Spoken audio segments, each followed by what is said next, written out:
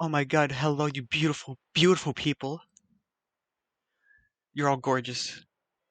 I just have to run up and down the stairs over and over to deal with my dog.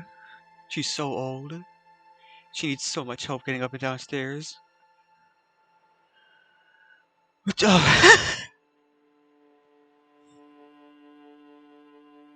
Elysium of the Disco Edition. Oh my god. Alright. I should say before we start, this this game is a little intense. Uh for reference, um a character called me a slur like twice. Um I would say to watch with caution, especially people in chat who might not be 18 yet. So just be careful, all right? This game's a little. It's a little.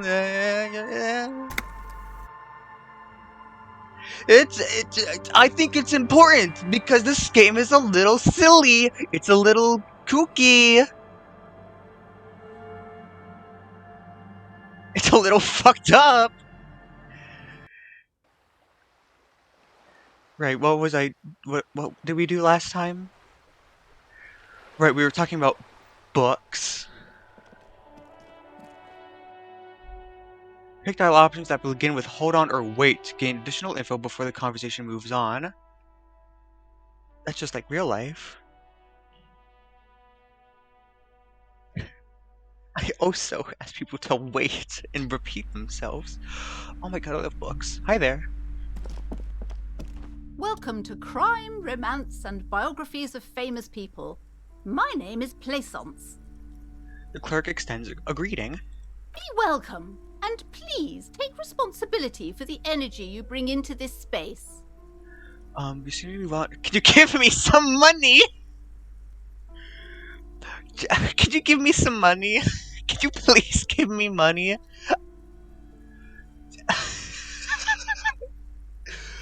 I'm not gonna walk into a store and ask, give me money.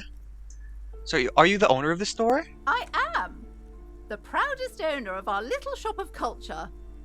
Her voice, high-pitched, sounds familiar. You've talked to her before through the doorbell.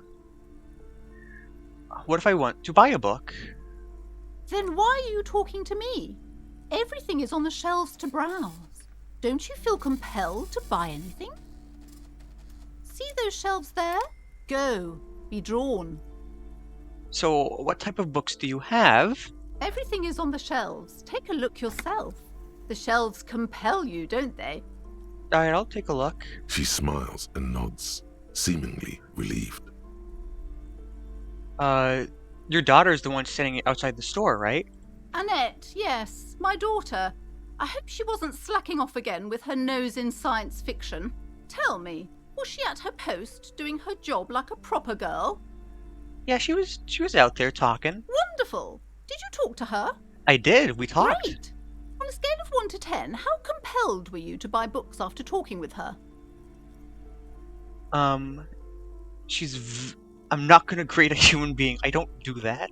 Come now, it's not personal. It's about proper sales practices and market research. I expect an answer. She was helpful. My precious, her dedication brings joy to my heart. If you have children, I hope they turn out as great as my Annette.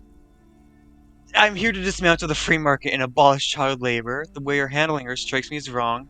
Annette is quite the trooper. She's a great value add. All this pressure made her really nervous. You know she's been chewing her nails? God. I've told her not to do that. It's such a disgusting habit. She'll get over it. Anxiety is a part of life. This is fucked up. I don't think she can do anything about it. She can, if she has enough willpower. This is what's called growing pains. Life isn't easy. Life doesn't give breaks. Come on, ma'am. It's obvious she can't do anything about it. You are placing an unnecessary burden on a young child. What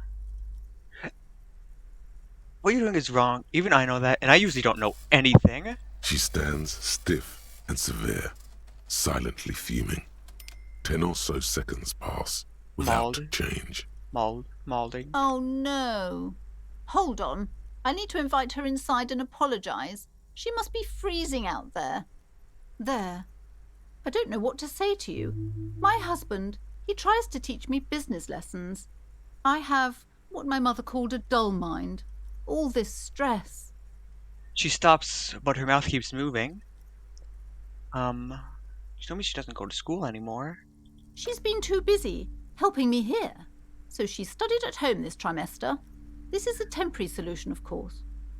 Placence nods. I assure you, I of all people understand the importance of education. She will be back in school the moment the store takes off. Is she an only child? Yes, I'm afraid so. A real treat she is. It would be nice if she had...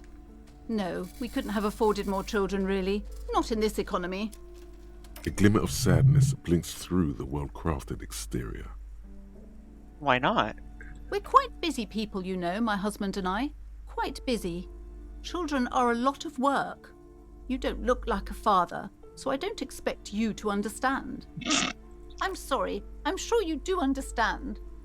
Is the husband Annette's father? Yes. My husband is a successful entrepreneur east of the river. If only he were more involved in the business we're running up here. No matter. Soon we'll both be off for Grand Couronne. Grand Couronne? What's that? It's a proper place to live. One of the most peaceful neighbourhoods east of Jamrock. You may know it for its massive housing projects. Most of the buildings are empty at the moment. It's a great opportunity to get ahead of the crowds. Better times ahead for sure.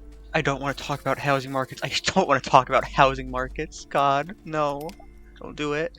And your husband's also involved with the bookstore? He made the initial investment. Since then, he's been what you might call a silent partner. Alright, what The woman else? looks aloof, her features much softer. Occasionally she glances at her daughter's silhouette. Farewell for now, book peddler. Oh, there's a thing. What's over here? Who are you? Old Sports. Oh, no, I want to talk to the person. Old Sports, I talk to him in a I'm dark corner. sorry, sir. Oh, I Annette, can't you're talk in! right now. I'm very busy with my homework. I have so much homework now. Oh, she came inside. You just can't win. I just can't win. Out of the rain and into the gutter. What are you missing here? Why does this feel familiar? You have absolutely no idea. Familiar? How? You must have forgotten something you heard again. I can't win. What are you doing now? Math. It's really difficult. Like, really. They say you need it to get rich. Better than standing outside in the cold, I guess. Oh, I found something while you were away. You found something? I thought this would fit you. Like, thanks for helping out. Not me. The city, I mean. Like a detective does. She gives you a hat almost exactly like the one Dick Mullen wears on the covers. I want to wear a detective hat. A detective hat? Yes, just like the one Dick Mullen wears all the time. You'll look way more serious with that. Right, I have to get back to my homework now, before Mum notices. Man, this is hard. She looks back at the infernal scribblings under her nose. See you around, Annette. I want to put on a hat.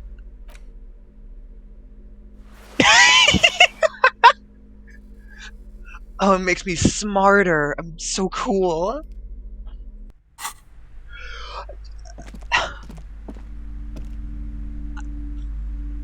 No, I was about to say, this is such a neat outfit, and then I remembered, one, I'm wearing, like, rubber gloves, and two, I have one shoe on. I don't have both shoes still. The book collects the national recipes of Arda. They're all about lake trout.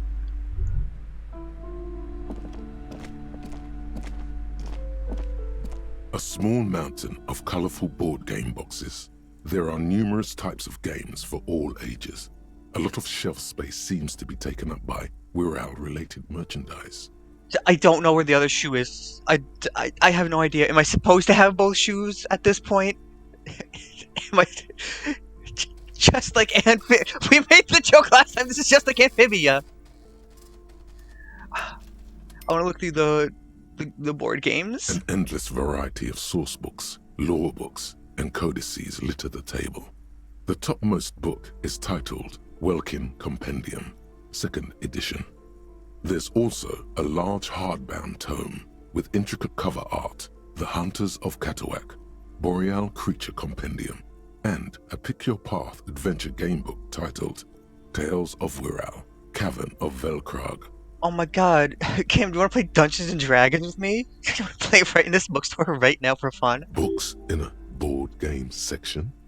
Who wants to read books? Anything that really catches my eye? There's a box that says Wirral, 3rd edition Mega Setting Supplements module. The side panel notes, a fantastique adventure board game, new maps and miniatures. A sticker on it displays 25 real. I just remembered that I'm broke as hell. I have 20 cents to my name.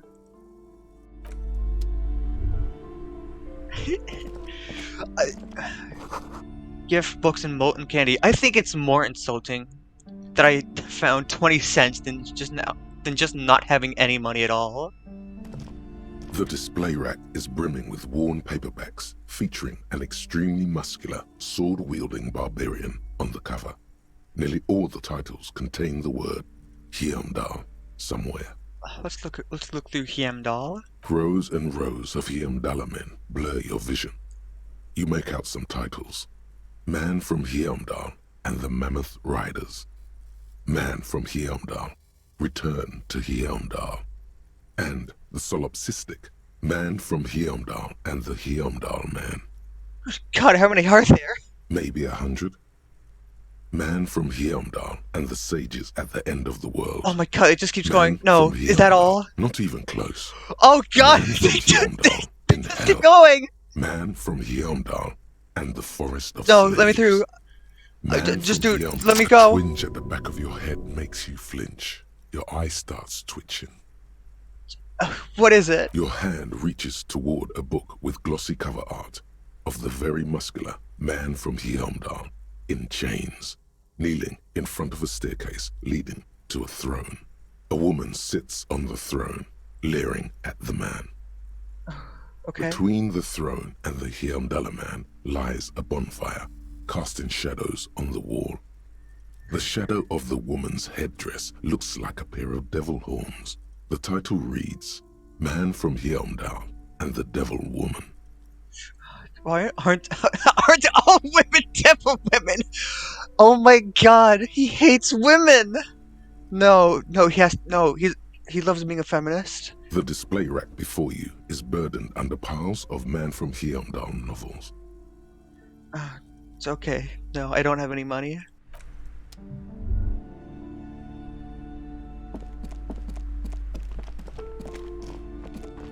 Aren't all women You see devil a women? set of tattered curtains blocking the way to another room. A strange cage-like trinket dangles from the curtains. Excuse me, officer. The back room is strictly for employees only. What's back there?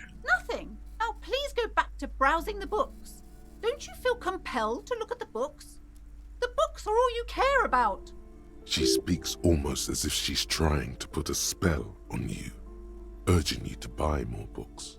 Unfortunately, I am broke. Oddly enough, the more she tries to draw you away from the curtains, the more alluring they become. What if I just open them? What's the cage? You see some kind of charm, an irregular polyhedron assembled from bones, sticks, and straw. Inside, a disturbing fish head with empty eye sockets stares at you. Am I still remembering where my home is? Okay, yeah. What else? What do I have? I forget. Go to the Whirling Rags after 10. Talk about Kim after the initial. Oh, right, I should talk to him. Pay. I forget money. I have to get. Fuck! I have to get money from my station. No. This is a traditional Seminese ward, meant to provide protection against ill luck bad dreams, curses, and other supernatural scourges. I know exactly what's back there, and it's The Thing by John Carpenter. Inhabitants of Ile de Fantôme, the Seminine Islands down south. Aside from poking at it suspiciously, there is nothing else to do with the fishhead charm at this time. The curtains remain shut before you. I kind of want to look open, but she's also like, oh no, don't go back there. But I also kind of want to pull them open.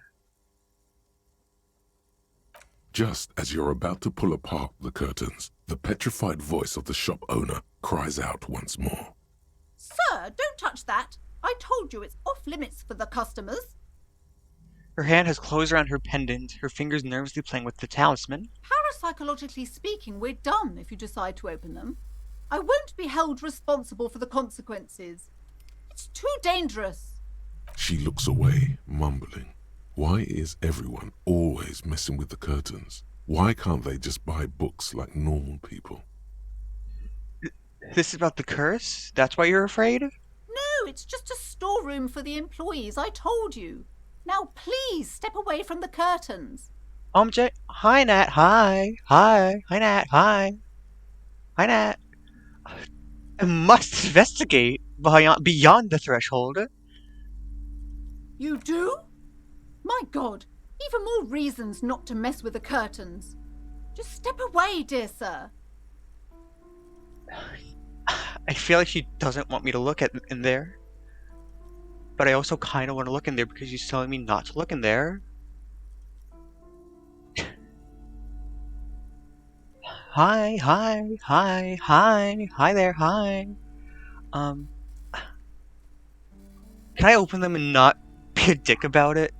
I don't care. You can't stop me. I'll open them. I'll think about it for a while. Thank you. Let's just talk about this first, all right? There's no reason for you to venture into the unknown. The curtains, tattered with age and covered in dust, hang before you, as if taunting you. Rip them apart this time for real. Hey there, Kim. Yes? I need to convince him that there's. I forgot the sexy mystery. No, I want to go. I want to. My suggestion. There's so much to keep track of. I want to learn more about these curtains. What's going on? Hello again, esteemed officer, and welcome to Crime, Romance, and Biographies of Famous People. Why are you so uptight about those curtains? I just want to know what's on the other side. I already told you, it's just a storage room for employees. I don't understand why it's so important to you. Just let it go, officer. Go buy some goddamn books. You're supposed to be drawn to the books. Go get some goddamn books. If it's just a storage room, then why does it have a 70s ward protecting it? If it's just a storage room, then wouldn't have I peeked inside? It's not like it's cursed, right? No! She wavers under your gaze, mouth pressing into a tight-lipped frown. Then she breaks down. Okay, fine. It's just because this place is cursed, just like everyone said. They don't call it the doomed commercial area for nothing. Are you happy now, officer? Happy that you've ruined everything? She closes her eyes and starts mumbling something to her pendant. Host of hosts, she prays. Guard me and my honest business venture from the curse that lurks behind the curtains. Why don't you just tell me right away it's the curse? It's not good to talk about the curse, not in detail. The negativism, it's dangerous. Talking about the void wraiths angers them. Wow. Void raves. You have new words. I love words. How does this curse manifest itself? The curse is so much worse than you could imagine. It's a disease, eating at the very foundation. A shiver runs through the woman as she looks through the dimly lit store. It's the curse of financial distress, of ruin and bankruptcy. She peers at the curtains again. Annette mentioned that the previous tenants have experienced some financial troubles. It's not just that, officer. We're dealing with something supernatural here. It's the cacodemons feeding off bad business practices and disappointing income statements. There's something wrong with this building, I can tell you. Ever since I arrived, I've sensed an eerie, lingering presence, as if I was unwanted here. Have you sought help from anyone? Yes, I've contacted numerous parapsychologists, and even a pair of Simonese mediators. They provided me with the wards. She nods at the strange cage-like trinket on the curtains. The wards help to keep the doom at bay and protect us against the darkness that lies further in the building. Even though now I fear, it's not enough. Is your pendant part of the ward as well? That points at your necklace? Oh, this? No, it's a special Himian amulet, blessed by desert pygmy shamans, with a spell of compulsion. It's to compel people to buy books. It's not working. There are numerous spells cast throughout the store. I had the books anointed with a different inducement spell, for example. It's guaranteed to boost sales 15%. What are you talking about? Would you like me to take care of the case? I can investigate, see if the curse is real. Most certainly not. I don't want anyone who's not familiar with the psychic arts to get involved in this mess. Stay away. Leave the spirits be, so they can return to their slumber. Actually, you want me to go in there so bad?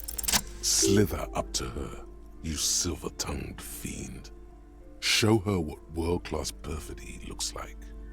Ma'am, I came here to help. I've handled paranatural situations before. Are you sure? Don't think I haven't seen charlatans before. I returned from the void, a paradetective from a long line of paradetectives. You're no paradetective. You look nothing like one. And you're clearly a drinker. Pardon me for being so blunt, but... The lieutenant keeps his usual stony calm. He silently picks out his notebook. Go ahead then, rock her world, he thinks. I'll compose some notes. I'll compose some notes. I admit I've had my share of drinks, but only because the spectral realm is parapsychologically taxing. How do you know all this? Here we go. I am the Void Revenant. I have the powers to debad all the bad energies. I should have realized. A pattern lies within the fabric. The hand of fate guides us. Our meeting couldn't have been mere chance. But I am not the only one at risk. I have to think of my daughter. You are certain you can help us? Keep us safe? I can't allow any collateral damage to hit us. Just ask my partner, Kim. He'll vouch for me. Oh, The lieutenant mumbles in minor confusion. He has not been listening closely enough. You put him on the spot. certainly so, ma'am. I can assure you my partner is eminent in this particular field. If you promise, good officer, then you might be our last hope. Do you swear it? Actually, I'm not feeling the vibe anymore. It's good. On my honor. Thank you, sir. There's one more thing I haven't told you about yet. The entity. The entity? Do not act surprised. You know of these things, sire. Of course, the entity, for I have sensed its presence. You have? The entity takes the form of a woman, a witch probably. I've suspected that she must be connected to the curse ever since I first saw her. Did you know that she lives inside the chimney? The entity! It's the entity! Chimney, the passage between heaven and hell, of course. Yes, that chimney is part of the building's central furnace, and it's enormous. She has barricaded herself behind some metal security curtains. God knows what she's doing there. Some unnatural magic, I assume. You should go find the entity and ask what happened to all the companies in the building. What is the source of this curse? Here's the key to the warded door behind the curtains. Take it. Oh, and please do return to me after you've looked round. I'm quite anxious to know what she has to say about the curse. What you discover in there. Unbelievable darkness and ruin. Oh, there's so much badness. I have a few more questions about this curse. Okay, but please, only a few questions. Never mind, I don't. Looks aloof.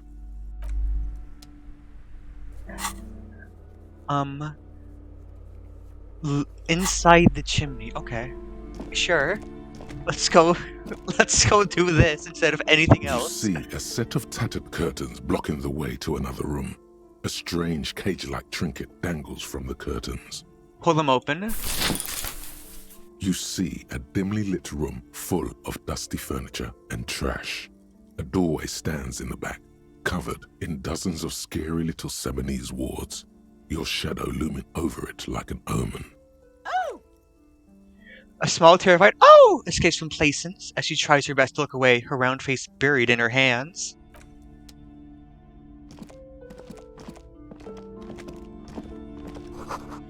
Ghostly silhouettes of hair dryers. A vaguely androgynous portrait of a man. A heavy door with a missing handle stands before you, covered in dozens, if not hundreds, of Seminese trinkets and charms. It appears to be locked.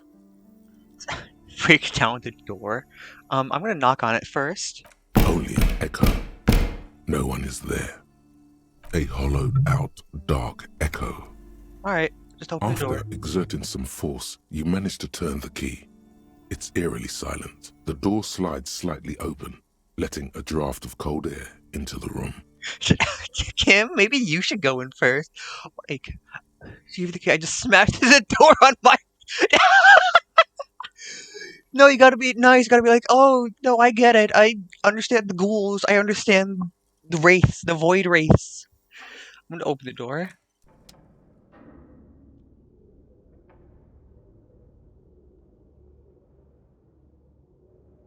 Oh, it's like a gym here. Oh, Kim, you wanna say something to me? What's up? What is this place? The lieutenant stares at the dusty training equipment. Looks like a gym. The boxing club for. Oh, I remember. Yeah, from the.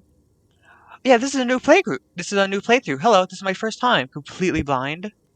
I think you're right, though it looks like no one's been here in ages. Nice to see you come on in. Hi there. I doubt the electricity still works. Good thing we have a flashlight on us. Don't forget to take it out of your bag before we move on.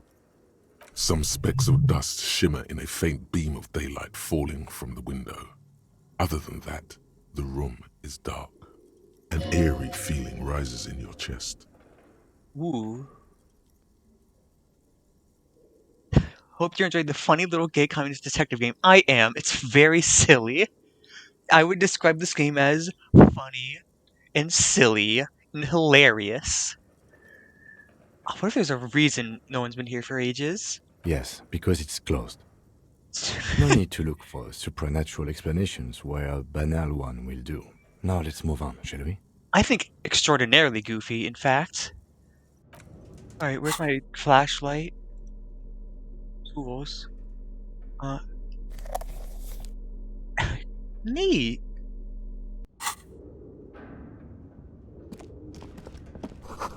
Sand is dripping from the punch bag.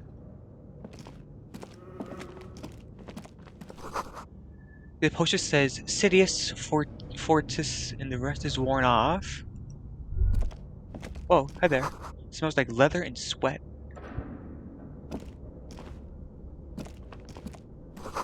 Worn out wall bars, they look unsafe.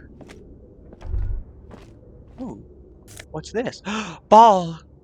$13?! Okay. Alright. I can touch these? A barbell lies on the floor. The color has worn off its weight plates. It's 60 kilograms. Your triceps hum at the sight of these weights. Show the world what kind of beast it's dealing with. Lift them. There are no collars on the barbell. This is a safety hazard. I'm not gonna lift that. You're right. The weight may fall off. Better not touch it then. What kind of bastard would just remove the collars? It should be offending. You think someone would just go in the gym and pull off the collars? No way. It would be a violation of EPIS safety regulations if the gym was still operating, but it isn't. No one's supposed to come here anymore. I'm not gonna lift this, no. I'm not gonna die.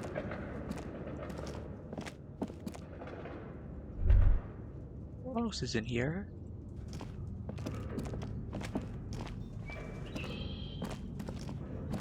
I have to find the chimney. Where's the chimney? I have to figure out what's going on in here.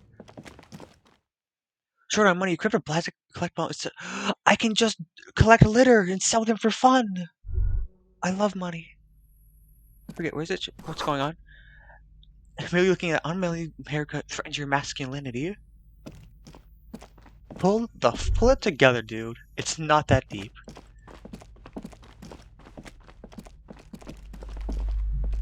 You're alive and well. Don't keep me waiting now.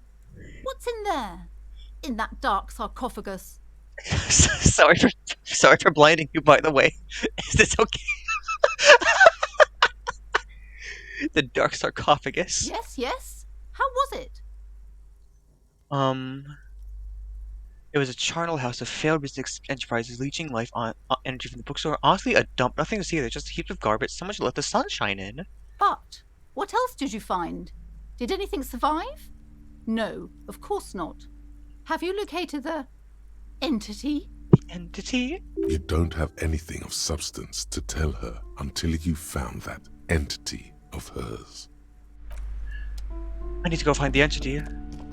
Let me in. Where's that chimney?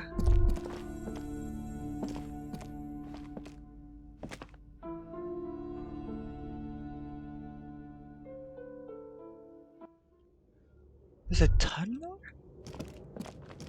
Wait a minute. Oh, that's a staircase. Oh. I thought it was like wooden bars. The hallway is blocked by old window panes and debris. This is a health hazard. Oh my god.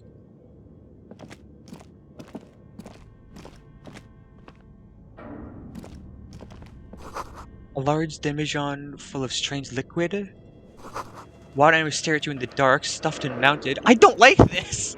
This is scary! Airship rotors covered in spider webs. They remind you of blades.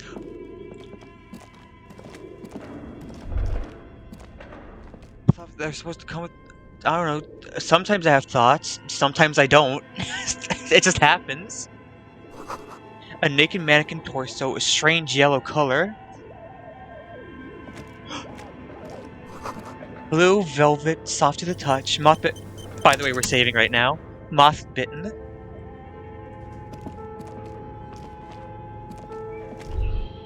Ooh, what's this? Money! Yes! I'm rich! Goodbye, I miss you. Is this Emma's atelier? What were the clothes it used to display? More money! Oh my god.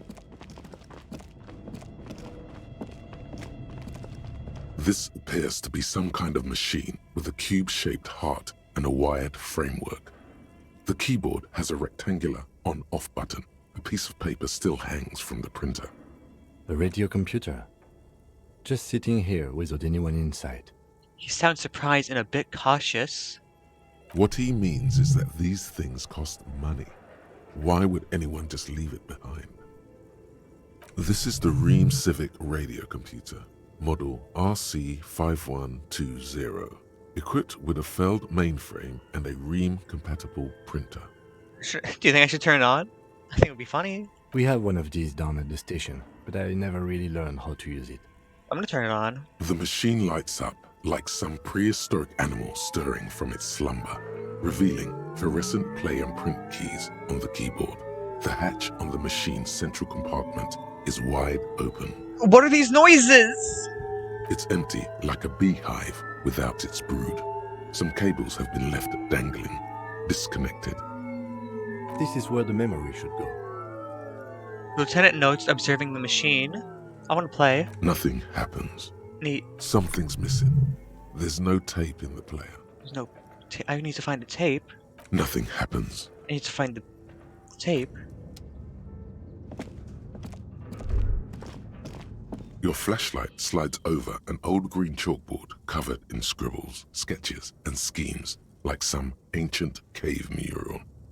Some of the writing has faded with age, but you can still make out sections here and there.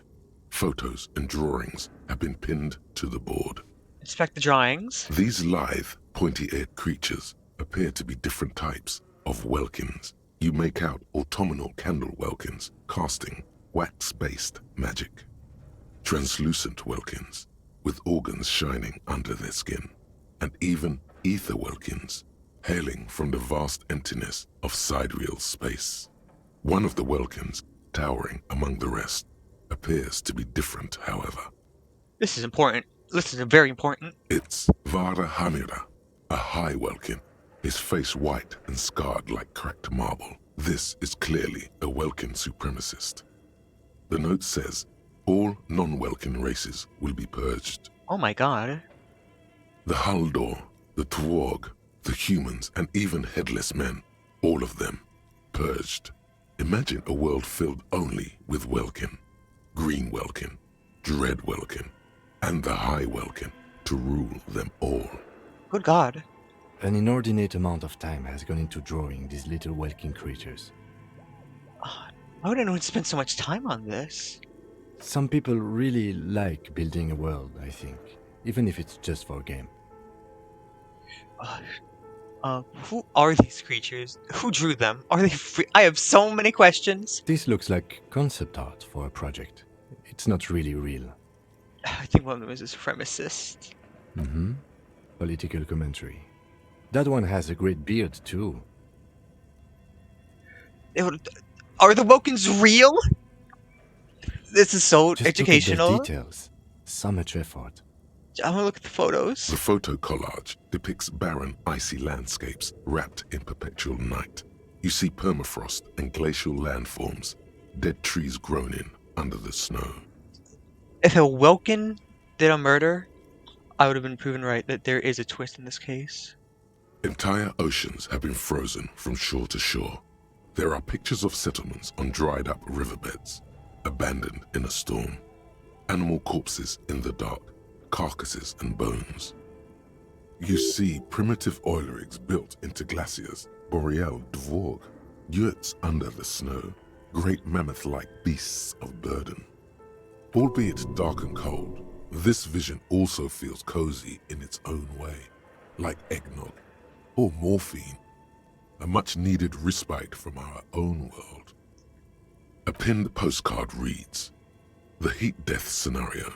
A desperate fight for geothermal energy engulfs the world as Wirral becomes untethered from its sun, drifting through the universe." Oh my god. What's the schedule like? This is a monthly calendar from the year 50. Cryptic words like sprint, daily minimi, and GPI span the marker-drawn grid, the grand scheme of production and money. It looks a bit like an academic calendar, only much more brutal. Minimi stands for a mini-meeting. It's part of a bigger framework for managing work called RUN. Station 41 tried to implement it a few years ago, but failed. What As happened? time goes on, the numbers in the boxes grow rarer and rarer. The board becomes an empty snowfield in the final days. Only failure and regret dwell in this region. This is scary. Oh my... This is like... I don't know, corporate horror? Looks like they didn't make it. Lieutenant looks at the frigid ice field of nothingness. A note in the bottom left corner of the chalkboard says, "See the prod schedule filament for details." The handwriting is only partly legible, but you can still make out 3 slogans: "Call in, tune out," "Wirral untethered," and "Heat death of the universe." The full text reads, "Heat death of the universe is the new black." Another note says, "The biggest advancement in role-playing systems since the 30s. Alright. Oh my goodness, what's this? What is everything? What is This this? old fireplace is covered in lines drawn in blue and red marker, the mesh spreading over the stone like blood vessels on alabaster skin. It looks ghostly and strangely ancient. The whole thing resembles Kadran mosaic tiles. Very pedantic. How do I know what Kendrian mosaic tiles are supposed to look like? What are these? What are they? History classes, students with their textbooks open, studying the roots of our civilization. Those aquarelle blue tiles looked beautiful in the sun. What am I looking at, by the way? What is this? Radio frequencies, it seems. UKV 123.6, UKV 123.7, UKV 123.9. Some written notes, too. sparse, and cryptic. Radio frequencies for what, exactly? Unclear. It looks like a cardiovascular system split into veins and capillaries. Very advanced. Of course, it's the curse, it's the curse. Perhaps. The web is comprised of radio stations, all lead back to one red heart, titled the Game Master Frequency. A note says, this one can listen in on any station it wants. This is like an ARG in the game. They must have had massive air width. These things don't come cheap. Who's the game master? Someone very important. Thank you. The leader of a massive on-air game built by these people. A conductor for the hundreds of story threads that pass through the Game Master's frequency. Okay. Who's playing the game? Whoever decides to call in to a call-in station, it looks like. A list of names under the stations suggests people across 6 Isolas would be playing. Muindi, Insulinda, Kotla, Grad, Samara, and even Ilmara. There's no way a little basement studio working here could pull anything like this off. My God. It's as if the less money they had, the more ambitious their project became. The cost of Aerith alone must have been huge. Exactly. This schedule, I know doom when I see it. The company was running out of funding. What else? What else is there? Nothing. It's just lines on marble. An echo from times long gone. No one has used the fireplace in ages. Alright, but if this is the fireplace... Kim, you want to talk? Hey, buddy, what's up? What's up? Let's talk. Okay. What do you think is going on with that computer, chalkboard, and fireplace? It's a failed business. Yes, that is the question. Lieutenant takes a step back, steepling his hands. Like he's ready to lay out a fine theory, crafted together like a puzzle box. It looks like one of those popular pen and paper role-playing games, only these people were trying to automate it, make it work on radio computers. Utter madness, he thinks, as a compliment. How were they planning to do that? Has anyone ever done this before? And this was a role-playing game? What do you think happened? Well, we know what happened. They went bankrupt. They're gone. Has anyone ever done this before? Not to my knowledge. They make automated games in Grad, Messina, Königstein. You know, places with industry. But I don't think anyone has attempted to create an inter-isolary game before. We just don't have the technology. How are they even planning this? What? Through call-in stations. None of the players have to be physically present. Anyone in the world can participate in the game, as long as they have a two-way radio. Oh, it's D&D over Discord. Okay, I get it. Then there's the Game Master frequency that listens in on the smaller call-in stations. I think that was supposed to coordinate the stories, functioning as a master of ceremonies of sorts. Coordinating so many games would take a whole switchboard of people, possibly divided into sub-frequencies. And this was a role-playing game. Indeed, those Welkins are a dead giveaway. Role-playing people love that stuff. The world looks like a modified version of the WeWorld board game, with hit death thrown in. Super cool. Someone should give them millions of real immediately. This game is too good to be left unfinished. Nintendo, hire this man. Hire this man for his ideas. Nintendo, hire this man. No idea. They stopped filling out the schedule on the chalkboard.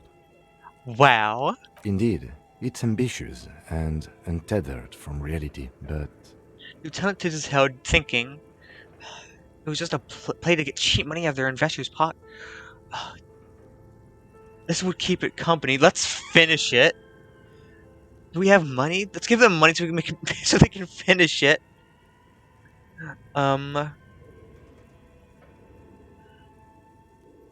Let's finish it. It's too late for that, I'm afraid.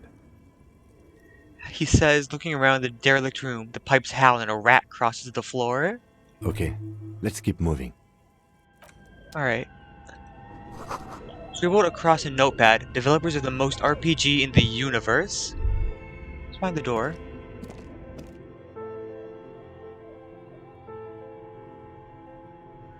Revachol is pronounced Revachol. Okay.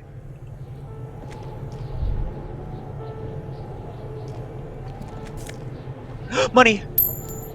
And magnesium! That's a- oh my god, that's a bear. That's a bear fridge! You see a terrifying ice bear with a strange compartment in its belly. The door is covered in frost, and the bear's eyes are glowing red. This is so cool. What is this? This looks like a giant ice bear. The lieutenant doesn't answer. His eyes are glued to the animal. A sharp slice of light shines out from its mysterious belly door. What's inside? I want A to know. gust of freezing cold air rushes to greet you. You hear a low grumble as the bear regulates itself. This is the inside of a refrigerator. The lieutenant takes a peek inside. His hand has found the holster of his gun. Okay, relax. It's a fridge. It's just a fridge. Of course, just a giant ice bear-shaped fridge. He relaxes his hand, his face bathed in the harsh light of the open fridge door. Let's take a look inside. What's inside? The shelves are empty. All you see are crumpled ice cream wrappers with the brand name, Revachol Ice City. A handwritten note has been attached to the door. The fridge is huge. Oh my god, now I want ice cream! What the hell? You pocket the note and the little fridge magnets keeping it on the door. Let me see. I want to know. I can't know. I will never know. Look at the ice cream wrapper. A friendly cartoon bear smiles back at you from a glossy cellophane wrapper. It looks nothing like the fridge. The paper still smells of vanilla and chocolate.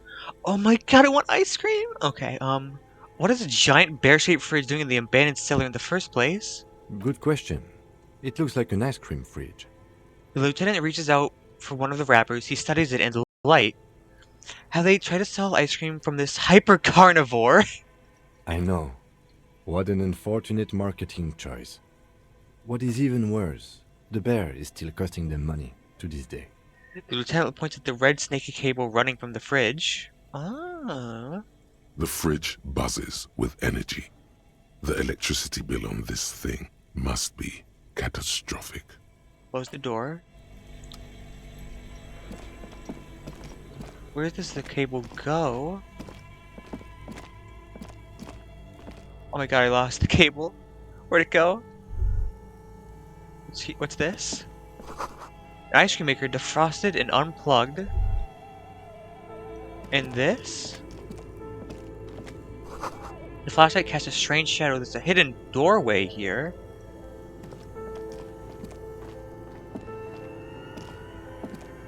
Oh! Two rusty rifles are hidden above the piping. They look inoperable. Someone has stuck some busted guns beneath the ceiling. Oh my god. What's this? A few bricks have fallen off, revealing a compartment behind the wall. It's too dark to see in. Look, there's a hole in the wall. I'm gonna look inside with the light. There is, yes. And there also appears to be something inside the hole. Interesting. Do you want to take a look? I do. Your hand reaches deep into darkness and spiderwebs. Rummaging around, you find rusty rifles hidden away. Rifles, Kim! Rifles! Are these any good? Are they? Most of them are rusty and inoperable, like the rest, but one catches your eye. A bolt-action model with a fine wood stock, in better cosmetic order than the others. Ooh, this one's fancy. That's a rare sight. Seems to no longer be functional, but still a beautiful thing in its own way. Oh my, antique Belle Margrave rifle. Where are we?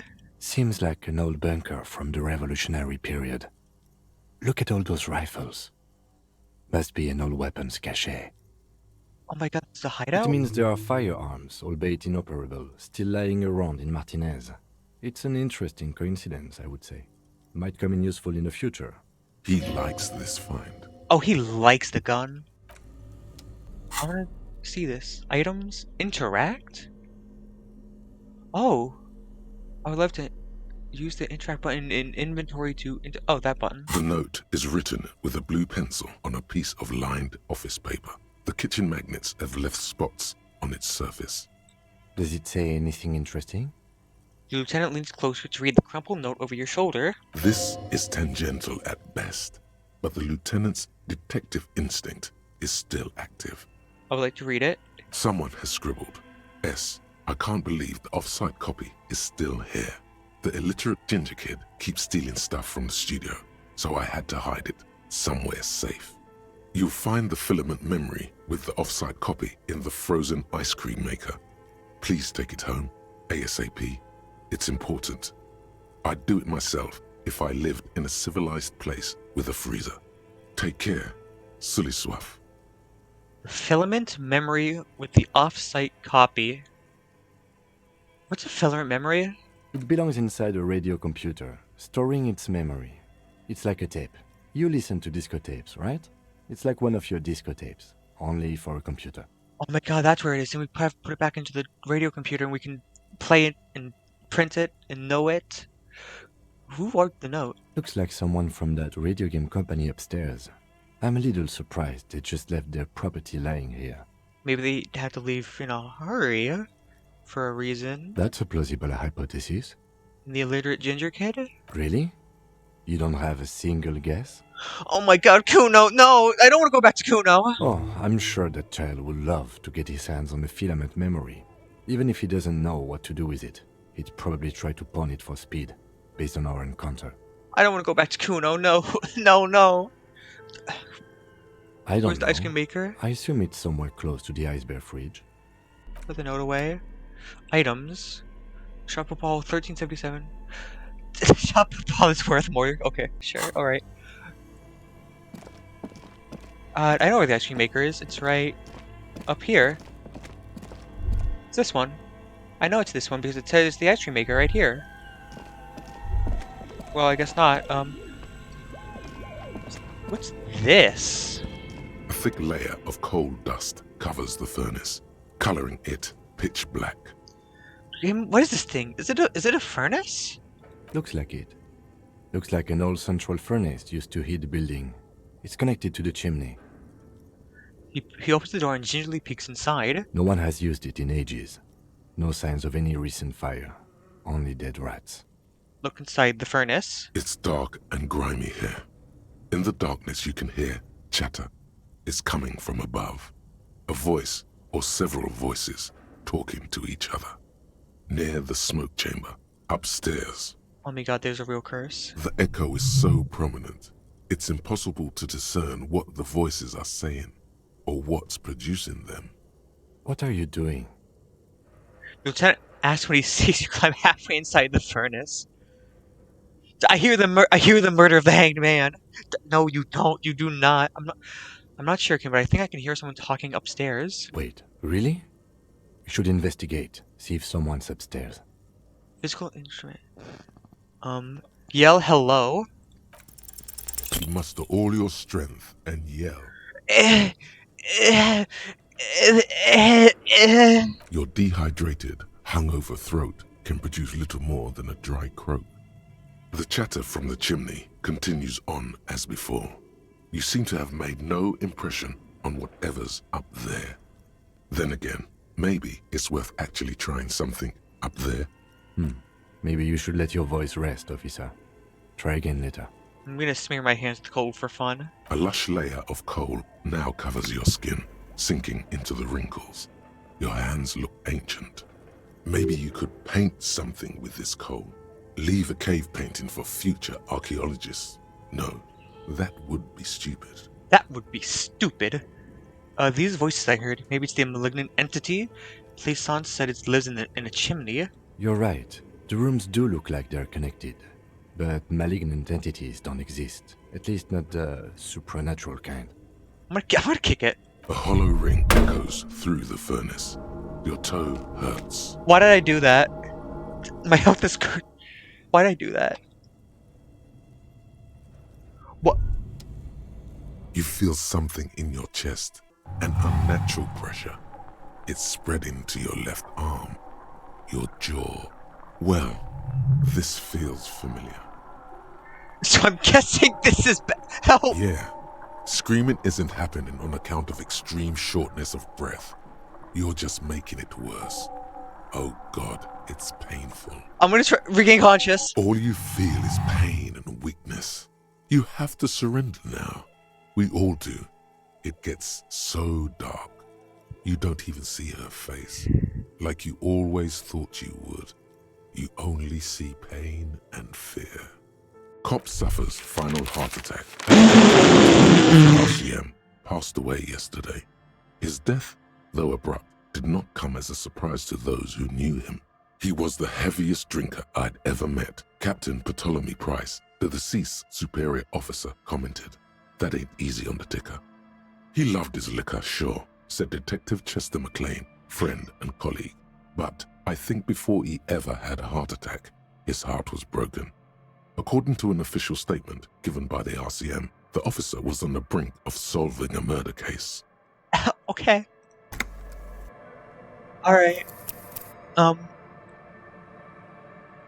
my god, I have to go through all of that? Oh my god. No!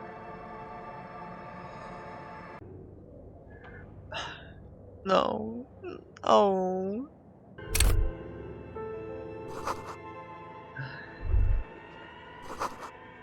Oh my god.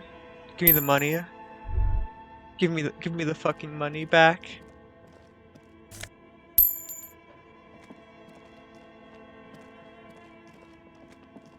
I'm just Your gonna flashlight, some of the right, these trends, one, it's the hull. An inordinate amount of time has gone into drawing this little way. I'm just gonna skip through This it. looks like...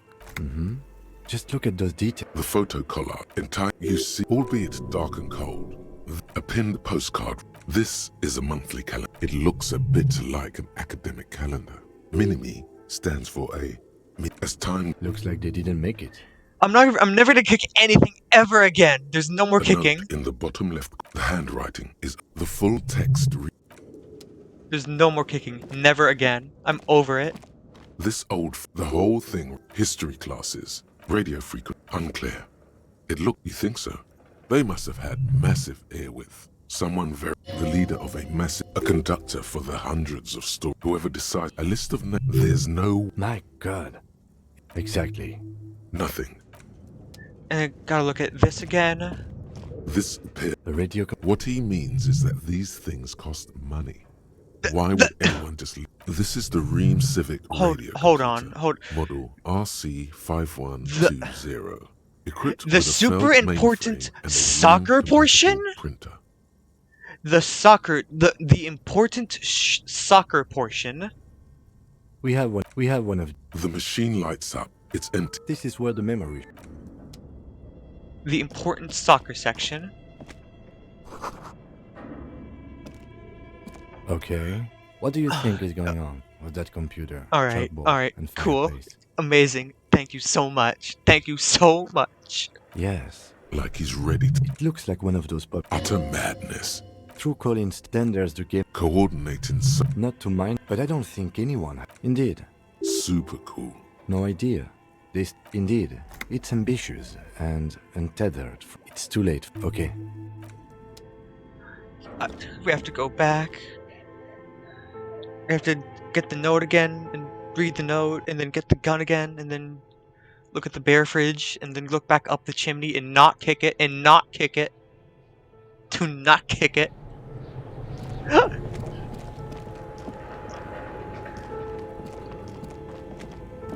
A thick layer of coal. Looks like it. No one has used it in ages. Look It's inside. dark. The echo. What are you doing? I think I could hear someone talking Wait, upstairs. Really?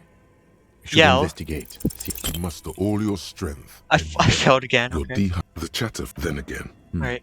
maybe you should let your voice rest, officer. a lush layer. Maybe you could paint something with this coal. And You're then right. that. The room... And then just leave it. Okay, cool. We're back. The wall collapsed. It's inaccessible now.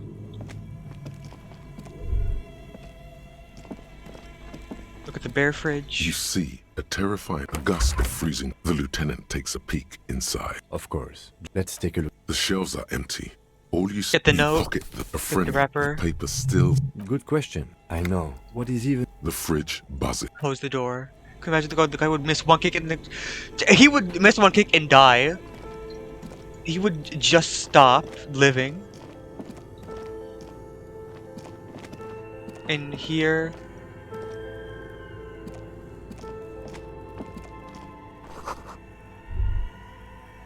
In A here... few bricks have fallen off. revealing There is, yes. Look your inside. hand reaches deep into Are these- Rifle. most of them. Inspect. That's a rare sight. Seems to no longer seems like an old burn. It means there are 5. He likes this. Okay, cool. We got it. We're back. We're playing the game. Easy peasy, lemon squeezy. There's a hidden note, and then read this again. The note. Does it say? This is 10. Someone has. You'll find the filament. Looks like someone from that radio game company. That's a plausible hypothesis. It belongs inside a radio Really? Kuno. Oh, I'm sure that child will. I don't know. It says that's the ice cream maker right there. I remember it. Let's go look at this. It's the ice cream maker. It's right there. That would be it. Or this one. Or something here.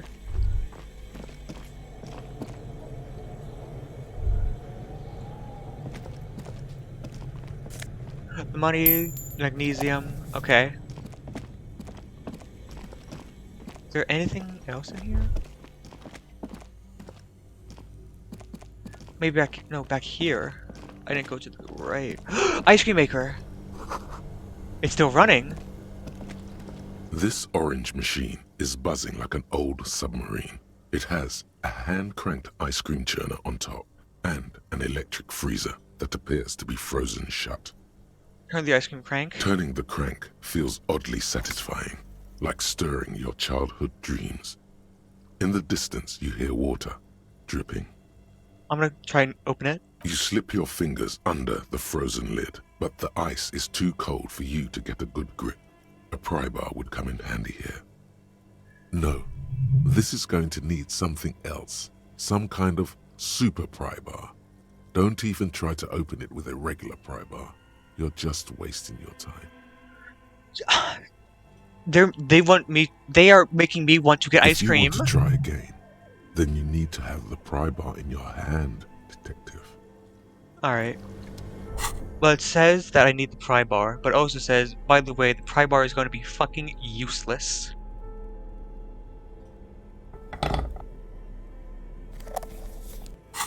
Anyways, let's open it. This orange machine is buzzing like an old submarine. It has a hand-cranked ice cream churner on top and an electric freezer that appears to be frozen shut. You've seen Phantom getting ice cream? Oh, that's nice. Oh, so -20. It's not good enough. Okay. Get rid of it. It's not good enough. Ooh, what's this? And no, it's the Fed. Ooh.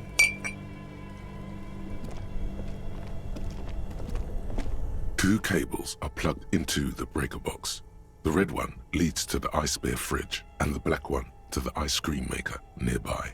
I have no idea what his name is. I barely know where I live. This is it. Unplug the giant red cable. An electric sizzle. The room is slightly quieter now. I don't know what the black cable does. Only gonna- the I'm black gonna unplug cable it. is plugged into the breaker. Something close to you dies with a soft electric purr. Why did you do that? I do things without reason. The lieutenant raises his brows, but doesn't say anything. The electric distribution board now has one cable missing. I'm gonna plug it back in. Somewhere, a machine hums along with the current, happy and contented. Autosave. By the way, we're autosaving. What's this? Intercom wires running through the breaker box. Ooh. Insane mesh tank top. Hello? +1 conceptualization, -1. Yes! Of course! Absolutely!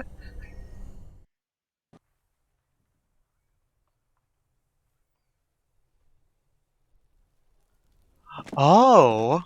Oh, that's where it leads. Now we're back out. Okay.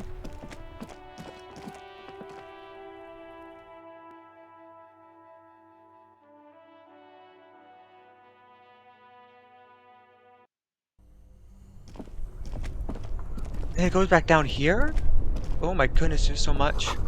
A seller's window, people's feet shuffling by on the street. Ooh! Scents!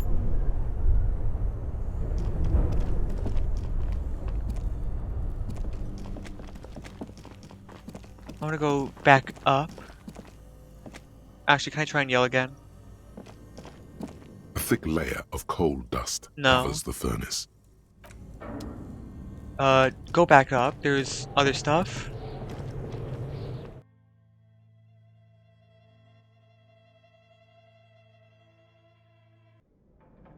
I don't have the tape. Oh my goodness, what's here? An iron safety curtain curves before your eyes, folded like a bellows. It covers half the room, blocking the way into a colossal industrial chimney. This must be where the entity lives. Oh my god, the entity. This is directly above the central furnace in the cellar. The voices probably came from here. I yelled, but it didn't work. Again, your voice becomes a raspy croak mid-sentence. It's silent in the abandoned office building. No one answers you. Sire, may we suggest something? Think of the yelling into the furnace as a grand performance. Use your chest voice, not your head voice. Sing from the diaphragm. Oh, of course. Perhaps it's not such a bad idea. Try it again, son. Okay. So then I'll go back down and use my chest voice and not my head voice. I'm gonna yell so loud forever. They're gonna hear me. I'm gonna be so loud. This is it. A thick layer of coal dust covers the furnace. Sing from the Coloring diaphragm. It pitch black. Something breaks loose in you. A mighty bellow echoes throughout the chimney's depths. The chatter of tiny voices above suddenly cease. Then, Hello? Are you there? Speak to me. Hello? Did you say anything? I can't hear you. Please come upstairs. There's a safety curtain on the second floor. I'll open it. you hear a low rumble upstairs. The sound of a curtain being pulled aside. After you, officer. I'm solving puzzles. I'm a puzzle solver.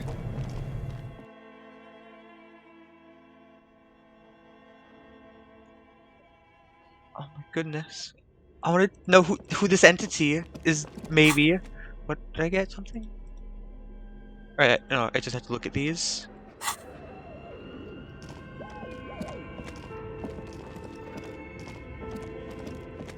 Oh my goodness. Whoa. What's this? This tray is full of dice, colorful polyhedral dice, hundreds of them. The candy dispenser has been repurposed to contain thousands of dice. This is a really good character. Who is this? Hello. I'm Nia. A bird-like woman sits on a throne of tools with emerald lights shining through her hair. Naya. Did you try knocking on my window? I must have missed you. I've been listening to my Milius. She taps on her headphones. So what kind of die are you looking for? She's got a direct view to the backyard. You should interrogate her about the lynching. Hold on, what do you mean by milieu?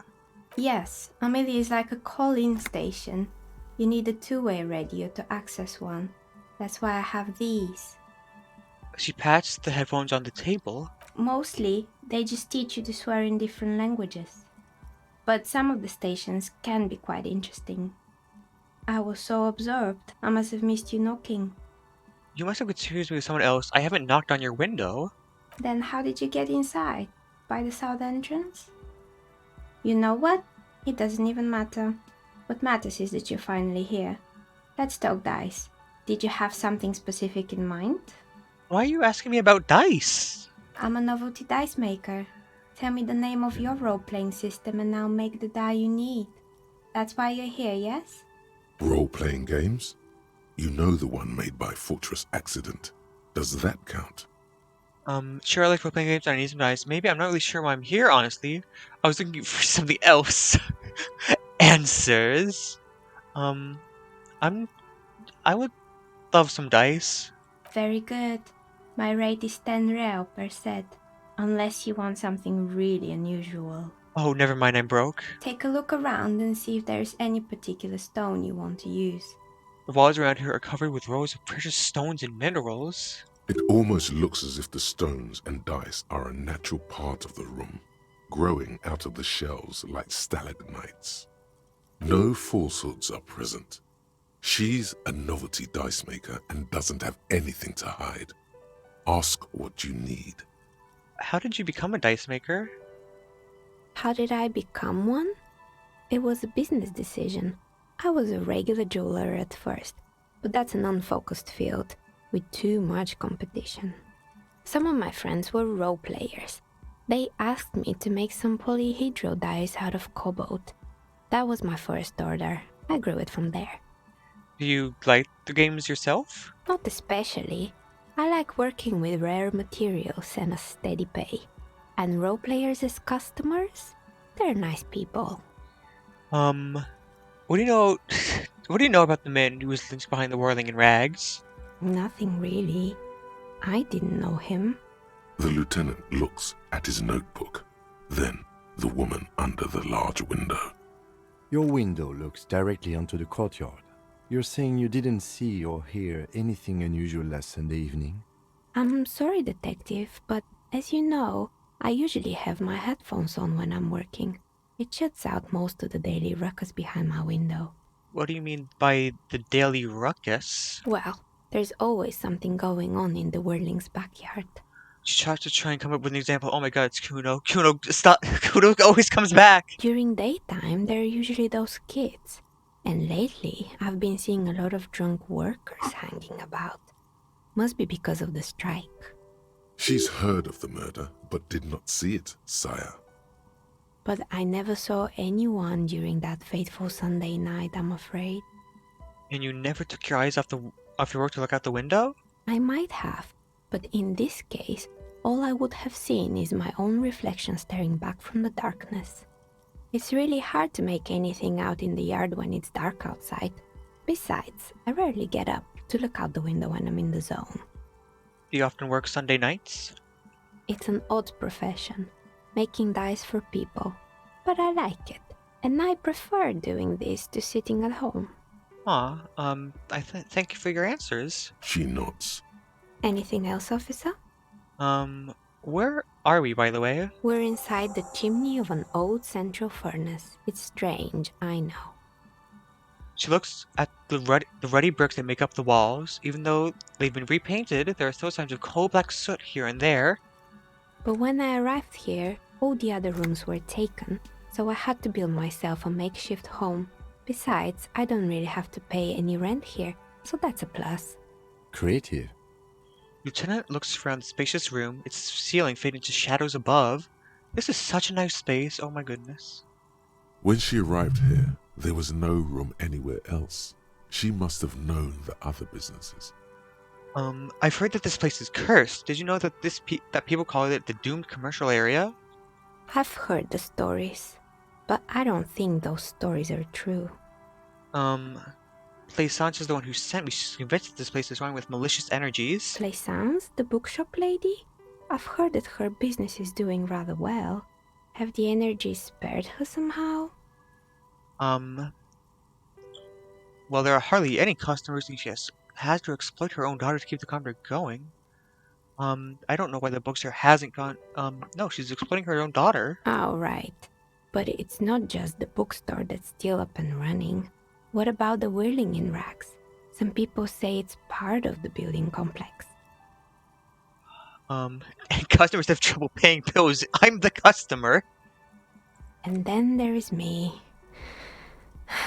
She sighs, looking at her messy work table. All kinds of tools lie there scattered, from knives to carving files to wire cutters. I've been here for 14 years, selling novelty dice to role-playing enthusiasts.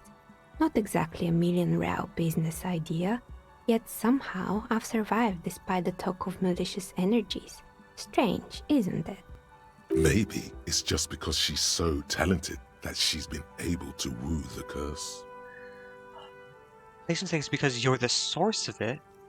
A malignant entity. Malignant entity? What does that even mean?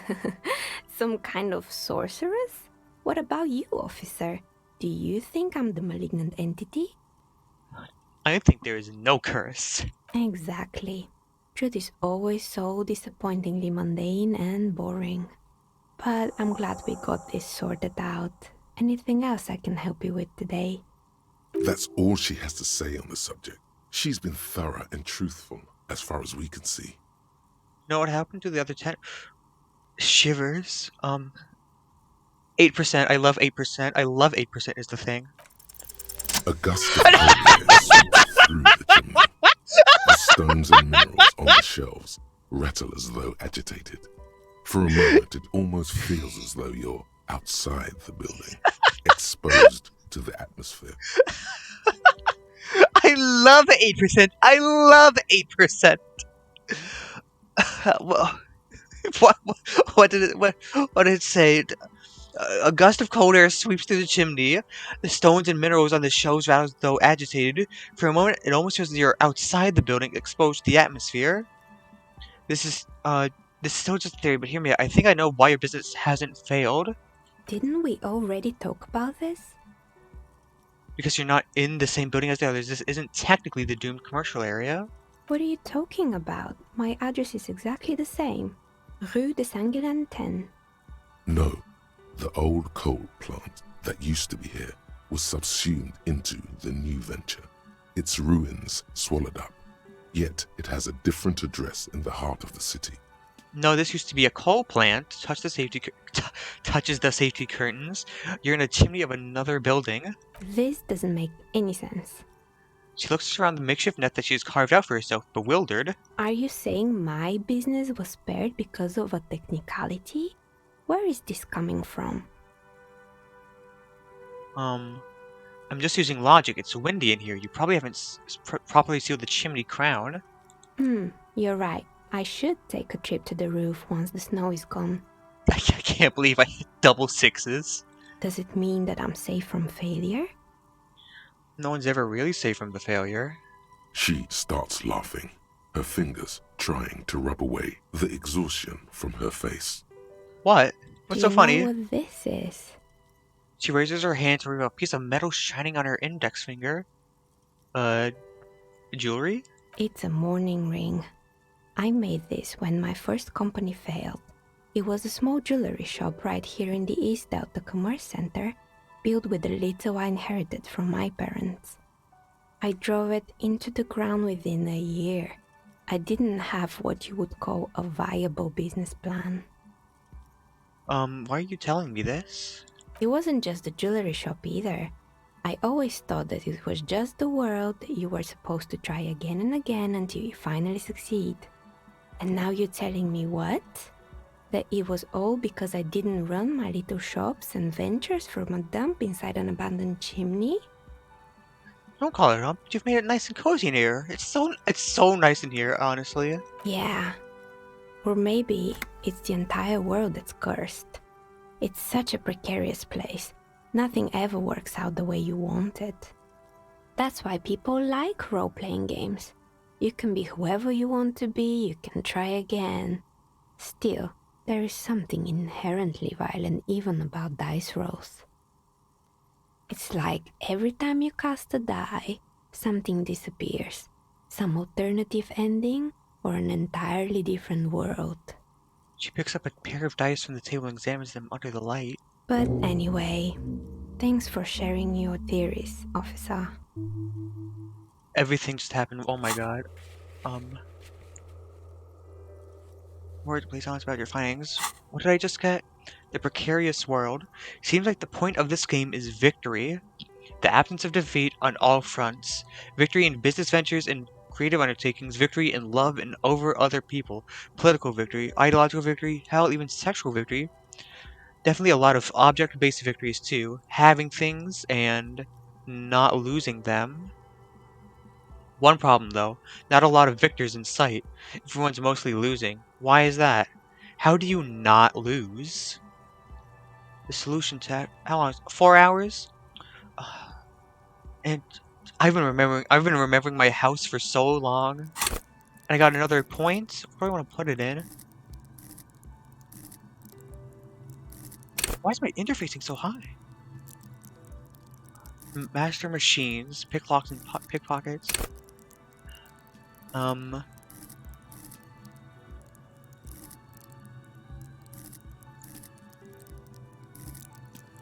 Let's go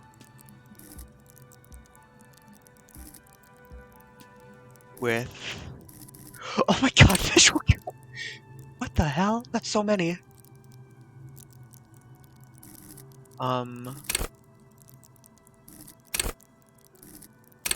I would like to get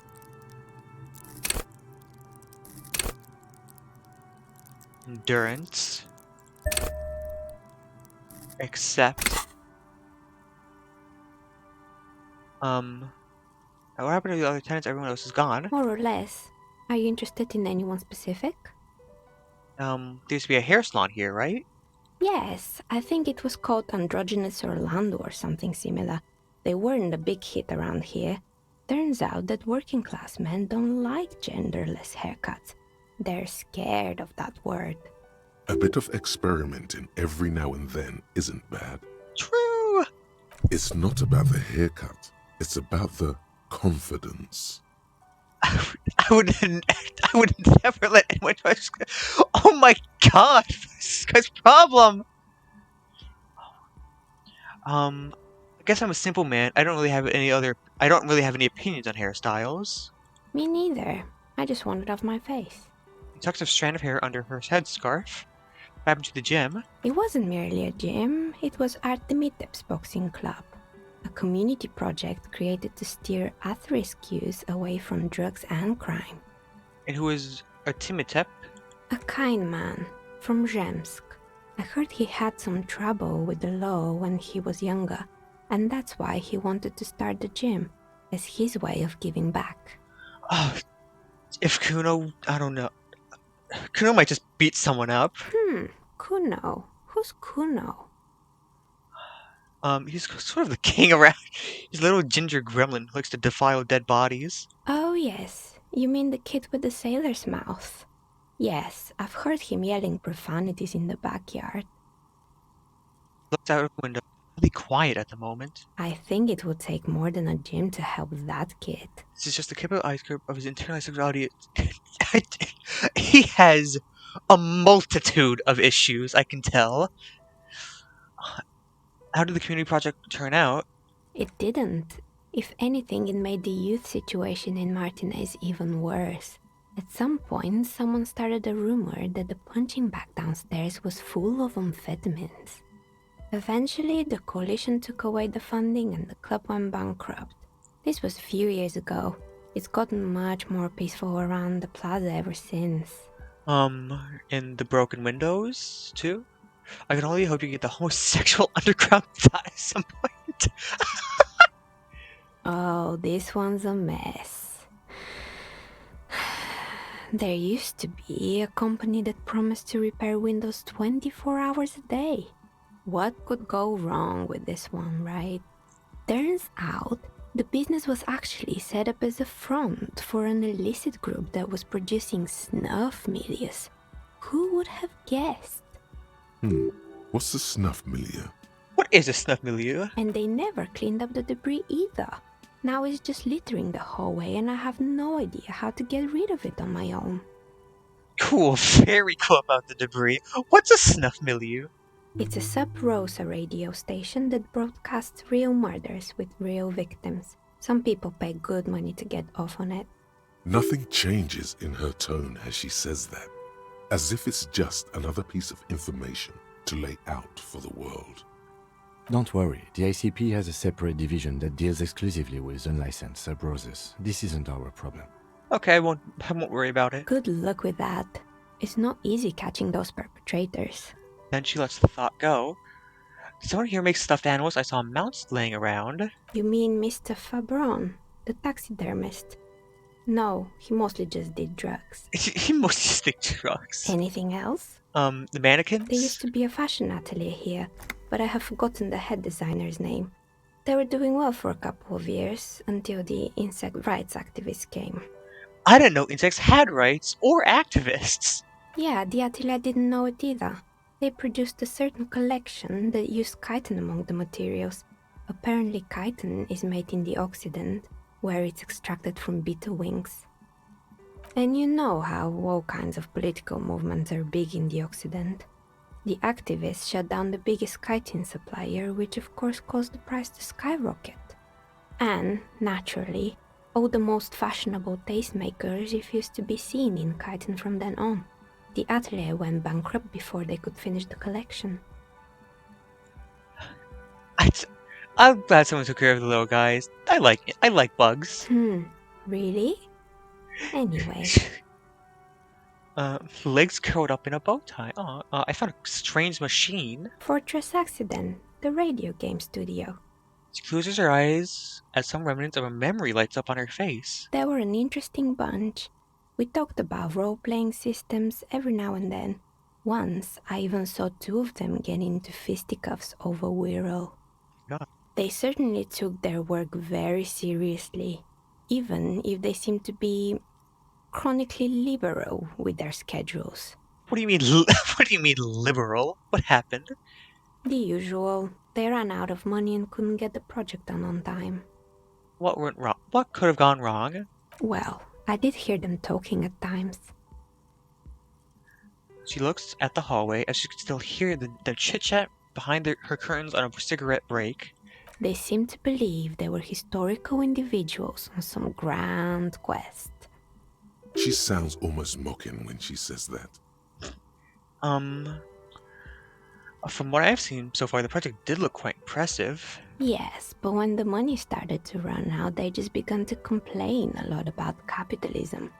You know, how the markets are rigged to keep out new businesses and so on. In the end, they just didn't get it done. They didn't have enough willpower to produce something truly historic, and to show up to work on time. Well, showing up to work on time is incredibly hard.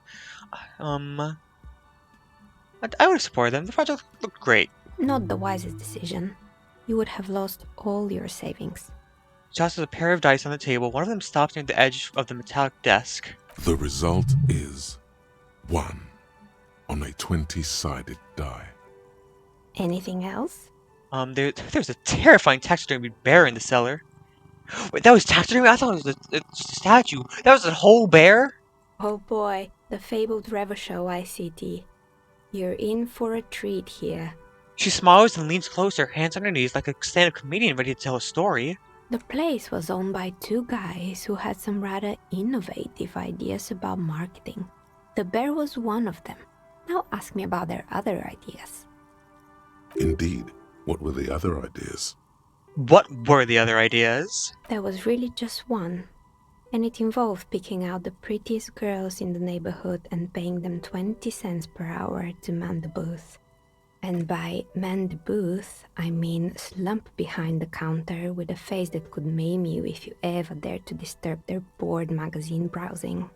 She leans back, disapproving. 20 cents is dog's pay. I'm sure I do showed up to work at all. Oh, but they did. They did show up to work, and not alone. There were also acne-ridden girlfriends and gorilla-like boyfriends loitering near the ice cream stand. And they already had the bear.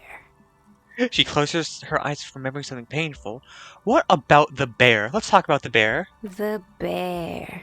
The bear, she repeats, pressing thumbs into her temple, trying to suppress a headache. It didn't work out. Of course not. The bear was terrifying. No one wants ice cream guarded by a hostile apex predator. To make matters worse, the fridge didn't work too well either, and half the ice cream came out malformed and partially melted. Eventually, Revachol ICT lost the price war to its rival, Glacé 5000. Glacé 5000 sold caramel sundaes for only 5 cents a piece, out of regular fridges. Only 5 cents each? Oh, right, okay, I agree. I'm sure the bear was doing its best. I killed the bear. You did what? She she rose her swivel chair an inch closer to you, unsure whether she heard you right. I'm I unplugged the fridge to help Reverend Icy to cut their losses. Ah, of course they left it plugged in. Even in death, the berry's costing them money. The taxidermist who made it said it was his vision beast. He said he met his vision beast while high on desiccants. He called it Megatherion. Megatherion? Sounds cool. Sounds very cool. Megatherion, a mega wild beast. What's a mega wild beast? It's an imaginary beast that guides you through life by telling you to do more drugs, mostly. I do drugs. Do you? Well, good luck keeping it under control. Anyway, now you know the story of the fallen ice cream empire. She seems almost sad finishing the story. Some dust beams swirling the afternoon air. Her eyes follow idly. Little sparkling embers under the window. Anything else? Another failed business, perhaps? I've been here for a long time. The intercom. It's not working. Oh, right. I hope you didn't try to ring me. I think none of those doorbells work, including mine. I'm still in the middle of connecting the wires. Sorry about the confusion. So you're telling me the doorbell with the empty name card was yours? That's right. I haven't even written my name there. As I said, it's quite useless right now. It doesn't work yet. I was wondering about the Whirling Rags. Is it part of the same building complex? You could say so. Both houses were built at the same time and under the East Delta Commerce Center project. That explains why you can call the whirling from the intercom, albeit I doubt that anyone responds. I don't think they did. If the whirling is part of the same building, then it's part of the Dune commercial area. The darkness of this place is there, too. I saw the name East Delta Pinball on the doorbell. Right, it used to be a gaming arcade. This is an ancient failure, before my time. I'm not surprised, however. My advice? Don't base your business on a fad. Hypnotism, floriography, trick-track, especially pinball. Not the pinball. Agreed. Pinball is the worst. why does he hate pinball? Something strange happened when I tried calling a company named Slipstream SEA. Someone answered. It can't be true. They don't work here anymore. They've been gone for years.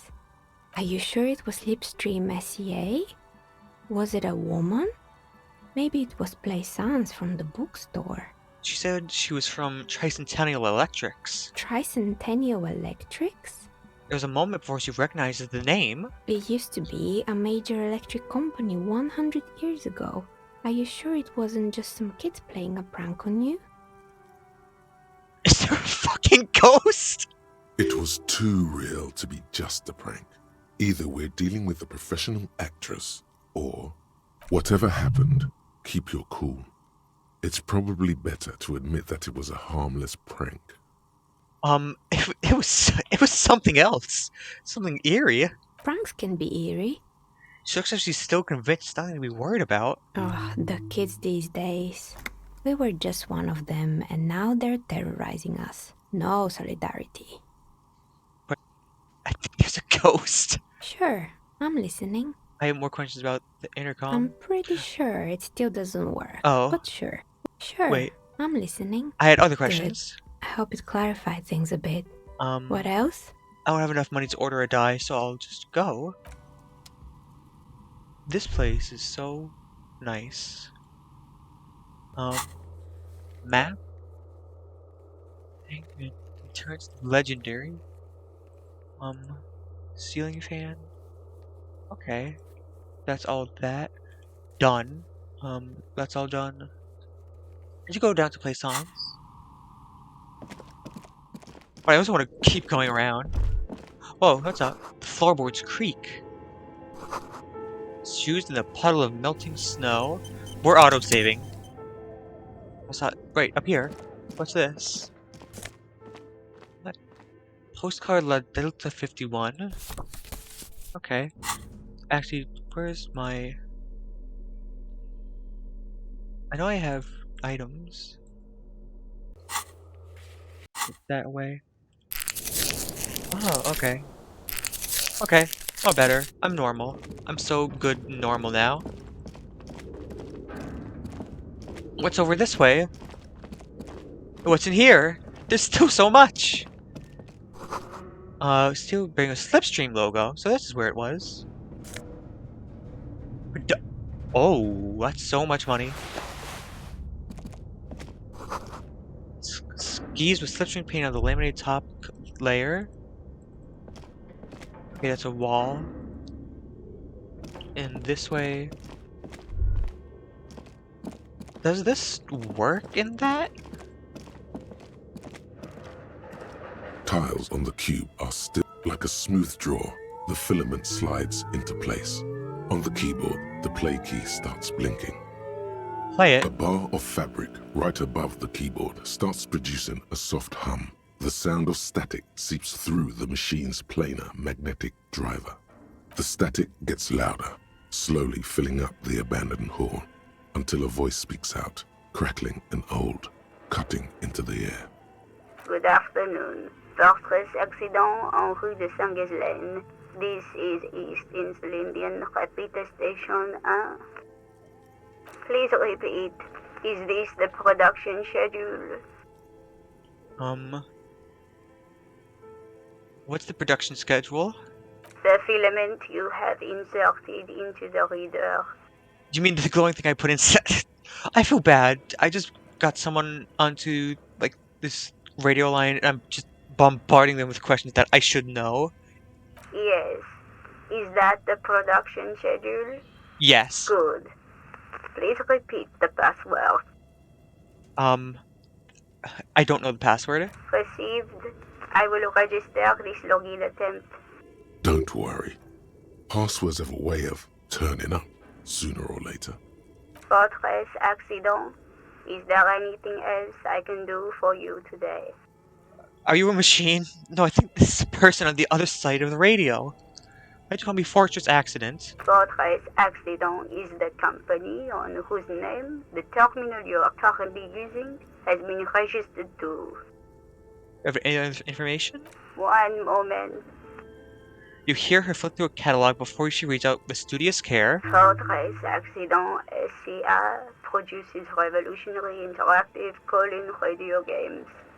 That's what the catalog says. That's not bad. Wow, so conceptual. She hums. And what's that? This interactive call-in radio game? Any other questions? You hear her ask when the connection finally improves. Oh, she couldn't hear me. Are you a machine or are you alive? Yes, I am alive.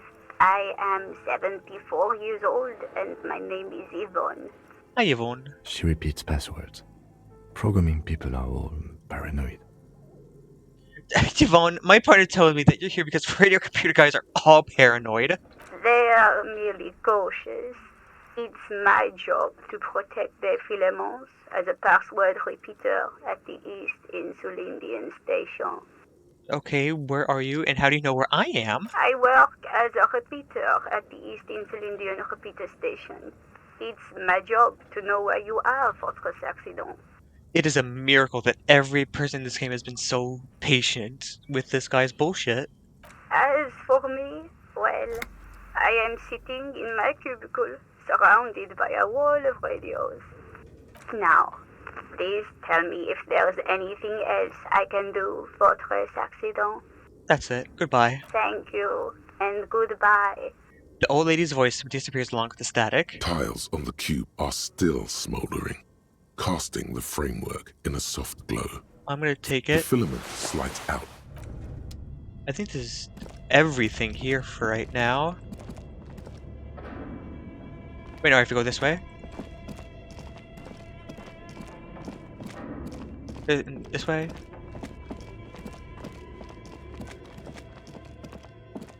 And I can take this off. I can talk to Plaisance and tell her that everything is so normal.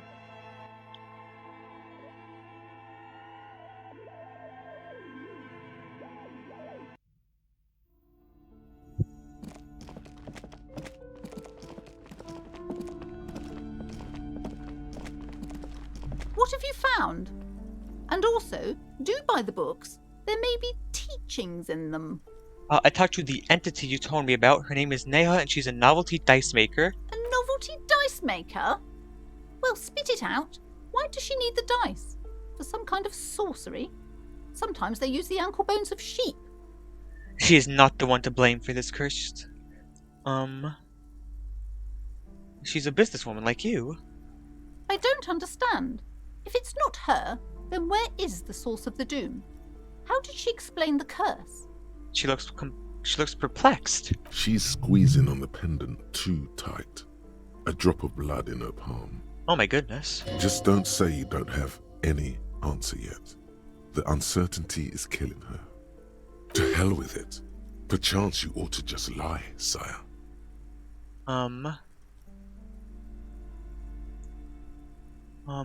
Just there is no curse because there are too many inconsistencies. Honestly, I don't have an answer. That's not it. It's a taxidermist shop. He became involved in arts darker than taxidermy and brought the void spirits down upon this place. Oh, how horrid! I knew something wasn't right about that place. Tell me, did you find a way to break the curse? I can only identify the source. You have to call some other experts to lift it. Oh, I see. I guess it's time to visit Boogie Street again. I'm sure that I'll find someone who can help me get rid of the doom that still remains in this house. Things are improving. I can feel it. She nods. Thank you, officer. Truly, Whoa! you brought a better psycho-emanation to this humble bookstore, and that's no small achievement. She so badly wants this to be over. She would have believed anything. It will only last a day or two, a week tops. Then her mood will sour and she will feel the curse again. All right then. All's well that ends well. Should we return to our ordinary lives? Yes. Oh my goodness, I have another point? Okay. Let's go into...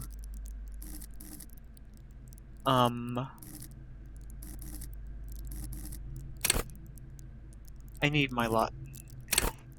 Let the body take to threaten people. Is there tune into the city? I want you, me,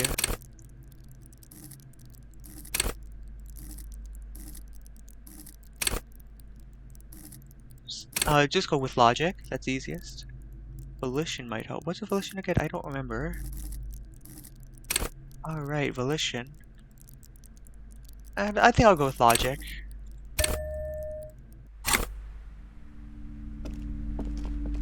Wait, there's something up here too? These shelves are overburdened with books from the same series. You see the name Dick Mullen over and over. A couple of spook novels hide amidst all the detective books. Thrilling tales of spycraft and daring-do. Look through the display. Crime fiction is a disgrace. An asinine misrepresentation of the physical attributes of the arduous everyday work of actual police officers. These books greatly overstate the excitement of police work, glossing over how long it takes to actually follow up on leads and eliminate dead ends. What's more, they completely ignore the psychological hardships of year after year coming into contact with people during the worst days of their lives. Not a single mention of all the stress this work creates upon the officer's family. Detective fiction just doesn't tell the truth at all. Now, would you like a list of all the books found on the shelf? No, I don't care. Shelves filled to the brim with crime. What's this? Quaint picture book brochure, very colorful. It's a tome of fascist magic? What the hell?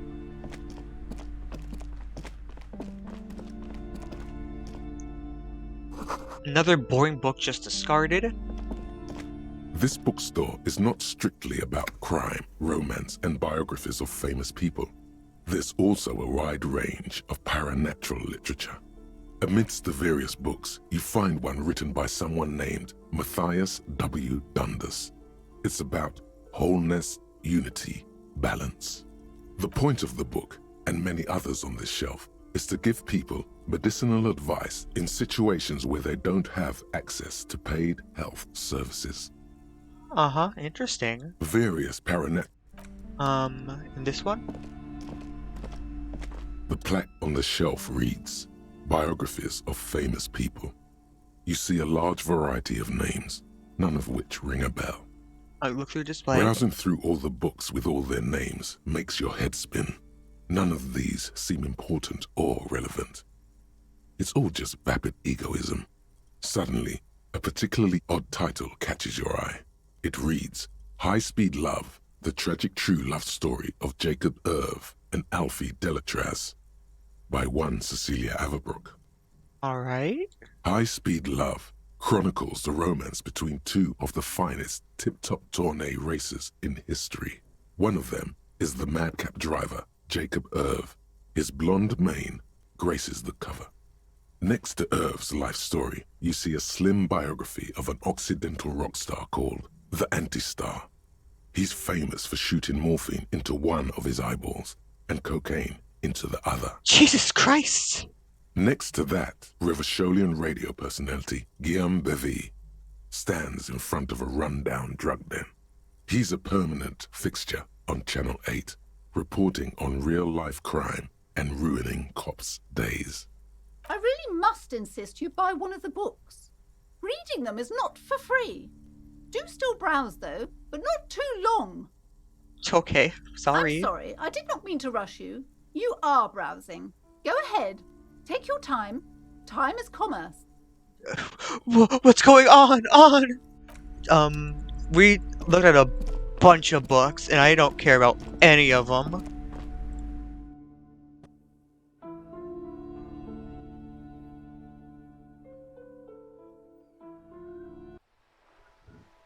I mean, there's all these brochures up here. Okay, no, I don't care.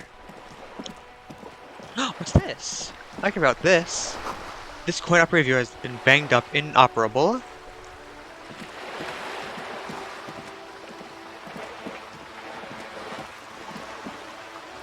That reads broken window. Tibbs has windows. Oh, Tibbs doesn't have windows anymore. I know that now. If you had a bag in your hand, perhaps you could collect these bottles. I don't know. I need to get a bag. I need to get money.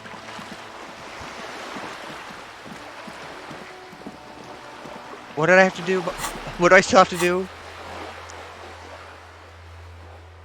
These are white checks. Those aren't what are available to try now. No, I have to go back and get them. Just deal with the guy. I haven't not vomited.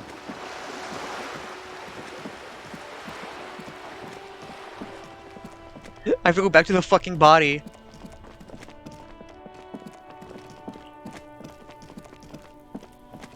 Is Kuno still? Yeah, Kuno's still there. He's hi, Kuno. There he still is, looking right through you. I have my shit compressed. Just do As it. you breathe in, Oh my god! the Finally. odor comes over you. It's a spell of the mind telling you to run, and your stomach to wring itself empty. With your hands at your sides and your eyes squinting, you stand in it. Do they always do that? They do after 7 days, yes. We are deep in decomposition here. Step closer. The man before you is naked, but for a pair of underpants and enamel boots. His skin is greenish, marbled with decaying veins, and blotched by lividity. A fading web of tattoos covers his chest and shoulders.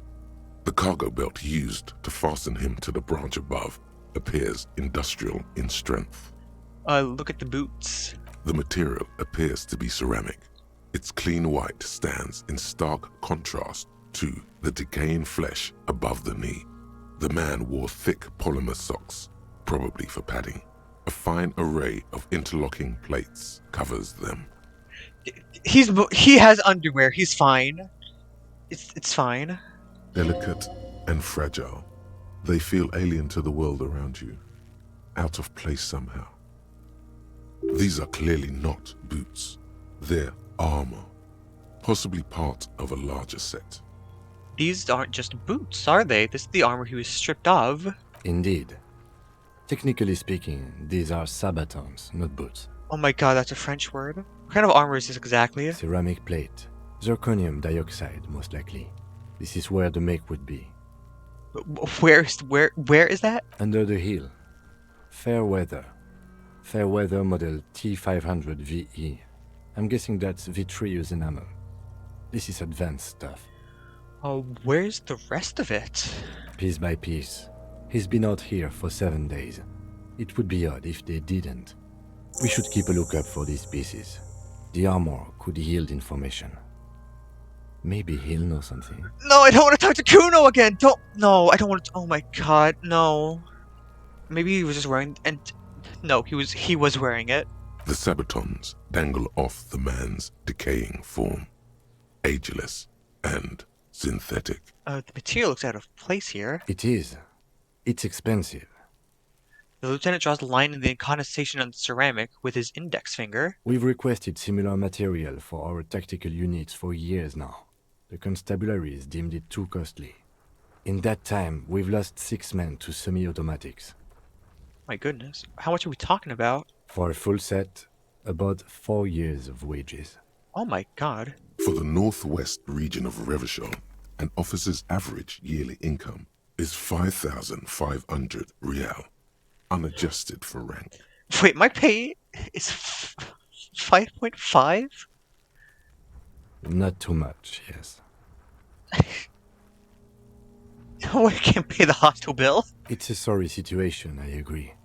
How can this man afford such expensive hardware? That's for us to find out. Mr. Gart implied he was security personnel for the harbor company. This confirms my own assumptions. These look pretty advanced for a security guard. I agree. This equipment is way beyond what a guard can afford. I'm knock on the boot. A small bell-like sound fills the air, like tapping on the side of a porcelain cup.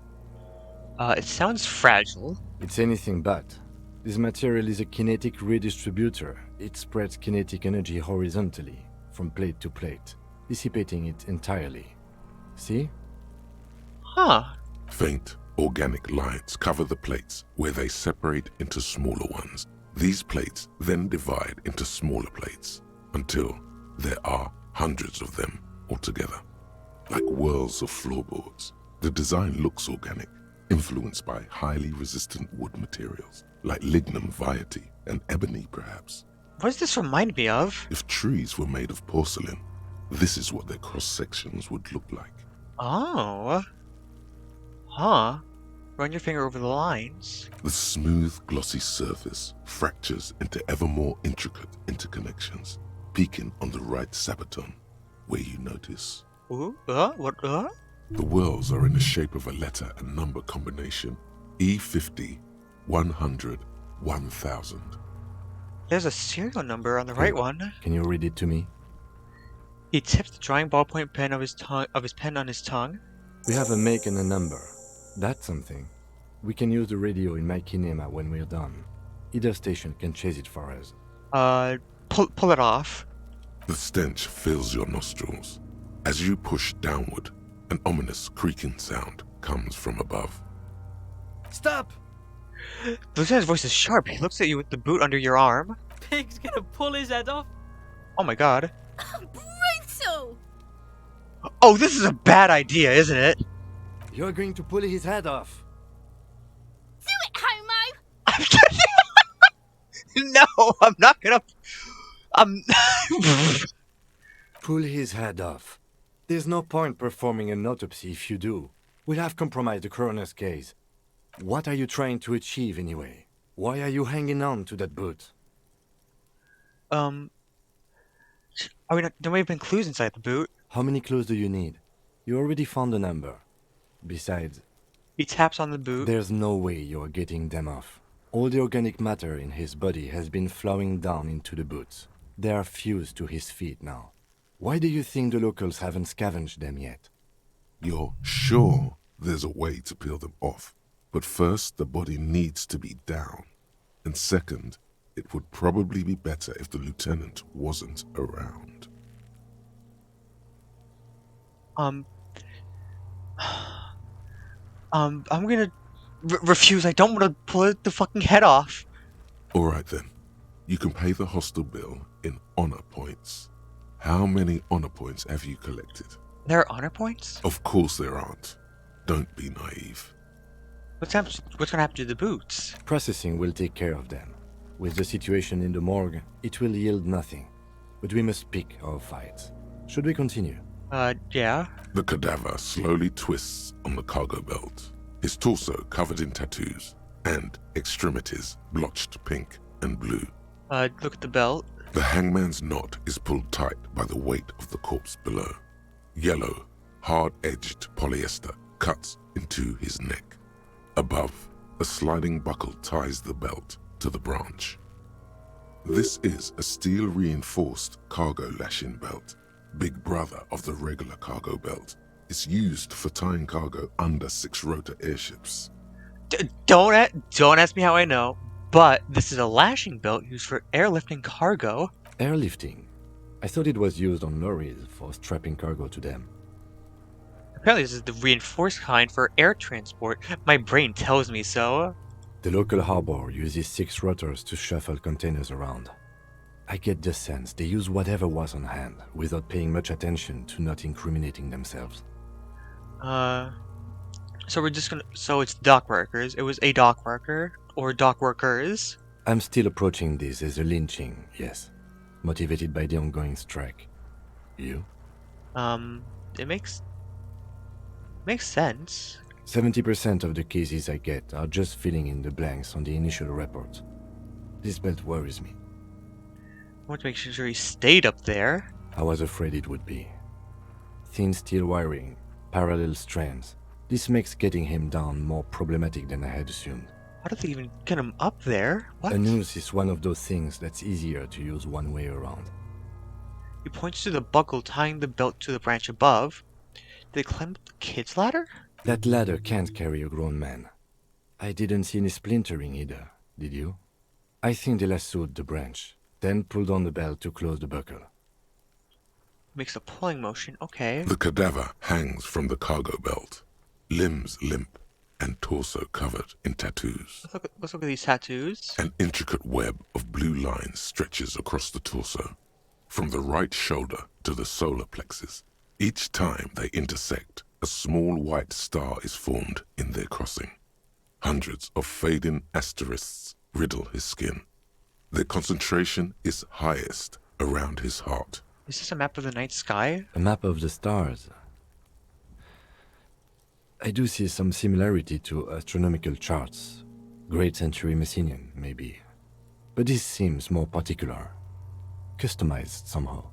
As if someone left out most of the night sky, filtering it through personal choice. The principle of this filter remains unknown to you.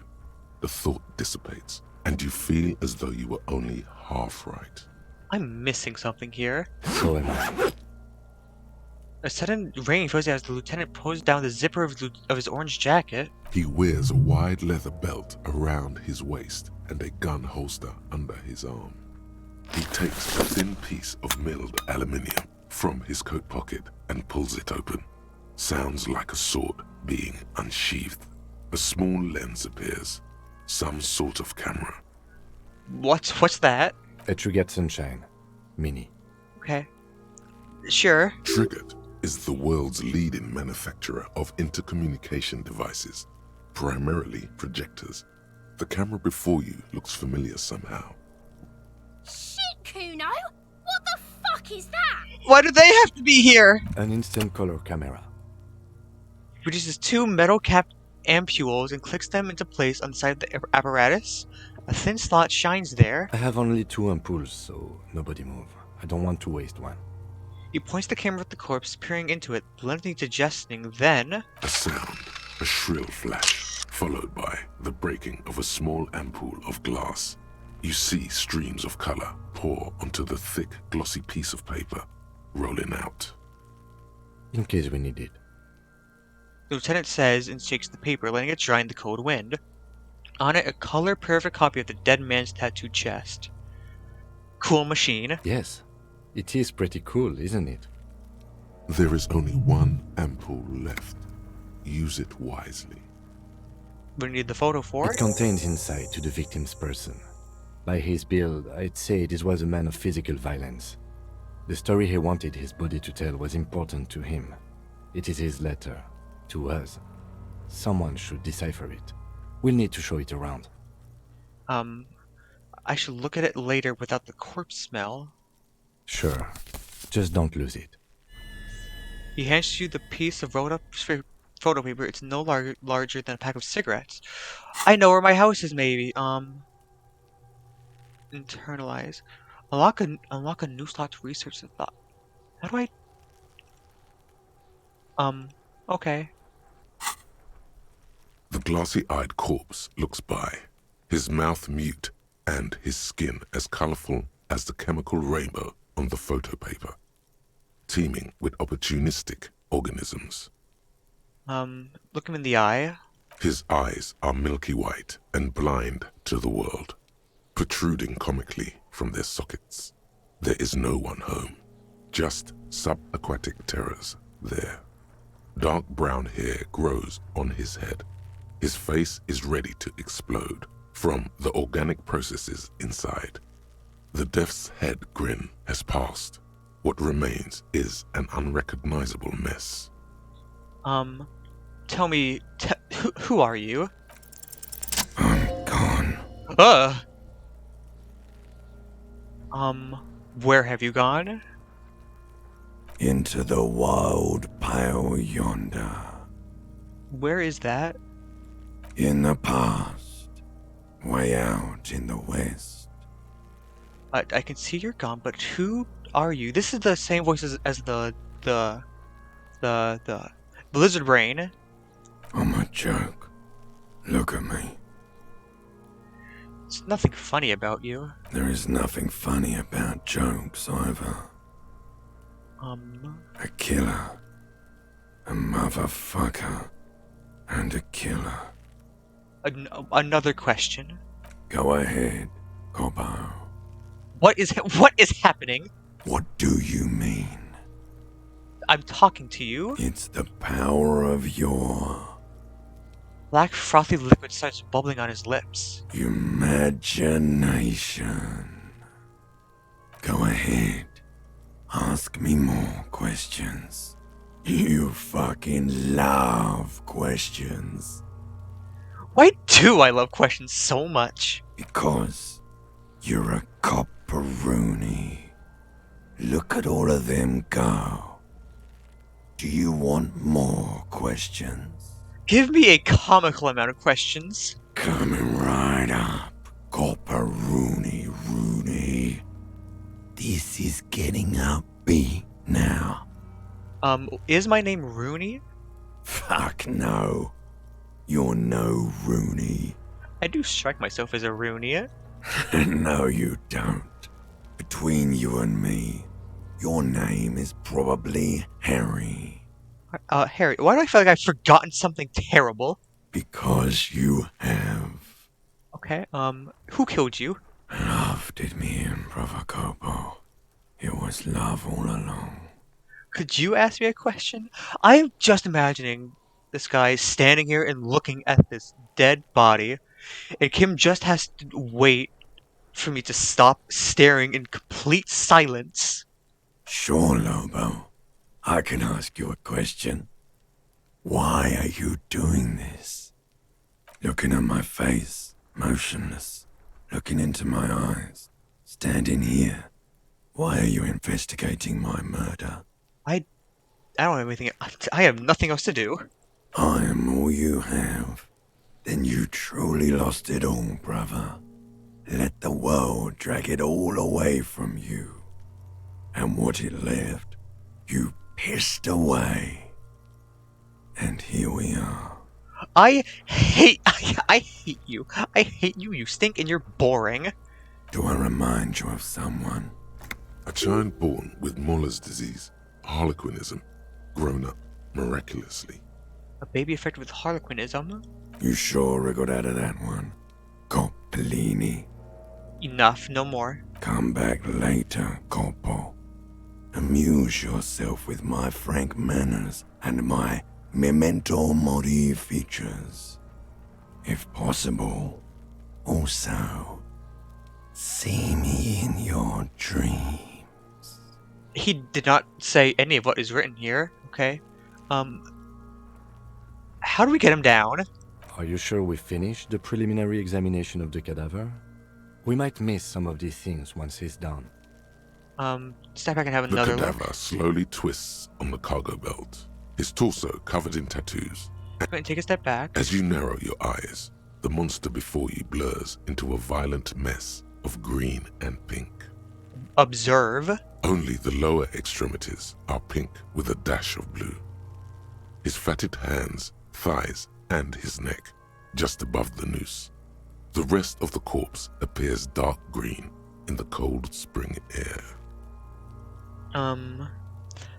Relax my eyes. The cadaver slowly twists on the cargo belt, his torso covered in tattoos. No, wait, what is it? As you Just narrow, observe? only the lower Why am I How doing should it? I know why you are squinting, officer?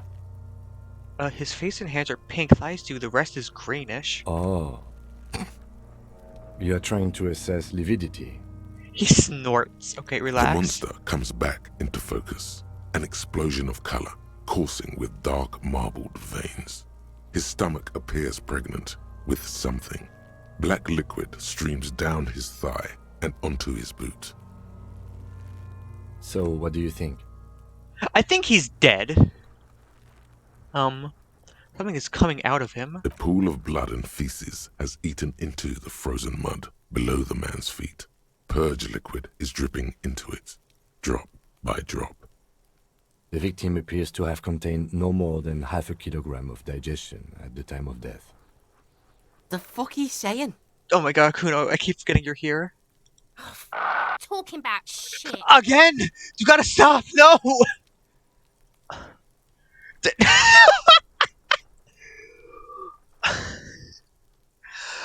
I don't know, that's kind of funny.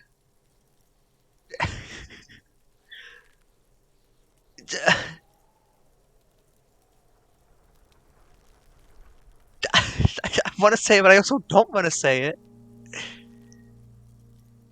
We got lucky. Maybe he went to the toilet sometime before death. Turn around and yell. Malicious laughter erupts in the yard. Sounds like seagulls. Big said he's a. The lieutenant's face is made of stone. I think he's dead. I agree. His personality is no longer a part of the world. Totally dead. The world no longer stores his personality in its composition. There was a time for that, and it ended 7 days ago. Dead. That sounds about right, yes. I don't. What do you think? He's beaten up. See the bruises? I do. Most of them are post-mortem. Maybe even all of them. The delinquents have made our jobs harder with their little sport. Stop talking in riddles, coin slot. It means you fucked him up good, Kuno. Fucked him up brutal like. I don't know what to think. What do you think? I think he was upright immediately after death.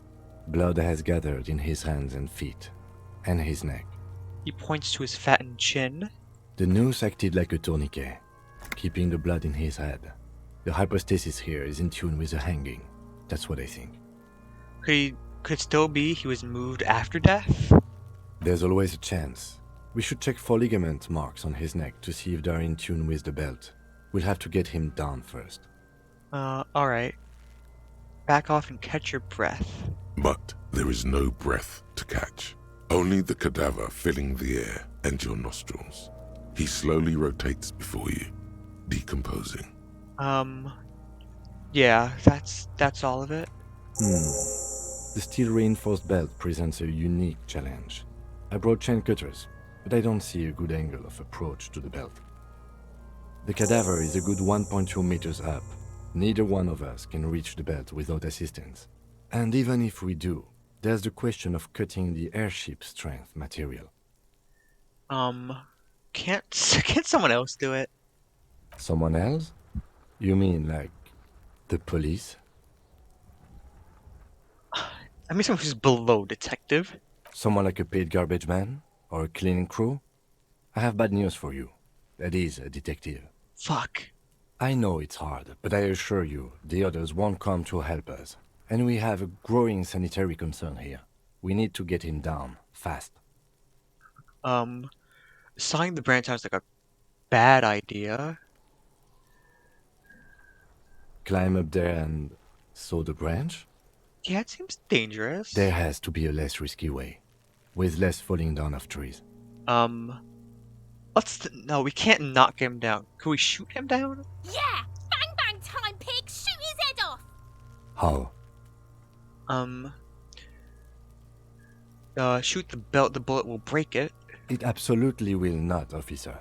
That's not how physics work. It will maybe cut one thread loose. I don't know physics. Yeah, now we're talking. Entertain a Kuno with some shit. They'll miss! The pigs will miss Kuno!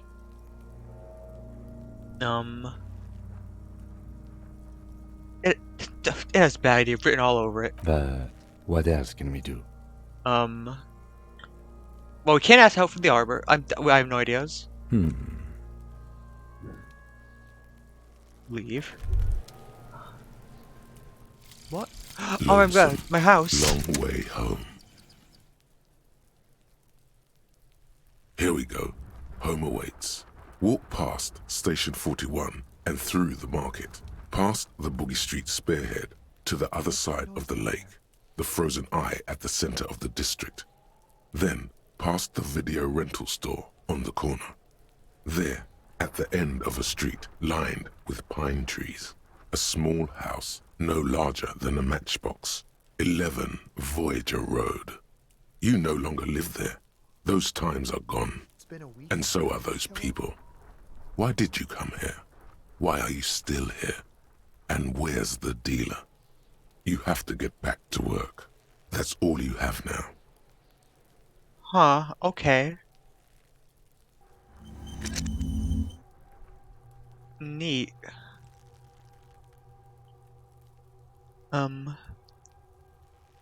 Learning cap for perception raised to 5 speed gives 1. Okay. All endurance white checked unlocked. Learning cap for endurance raised to 4. Okay. How do I unlock that? Alright, it's a picture of the body. Where's the armor? Run the number on the tattoos and getting the body down. Okay. Let's go and talk about it on a radio.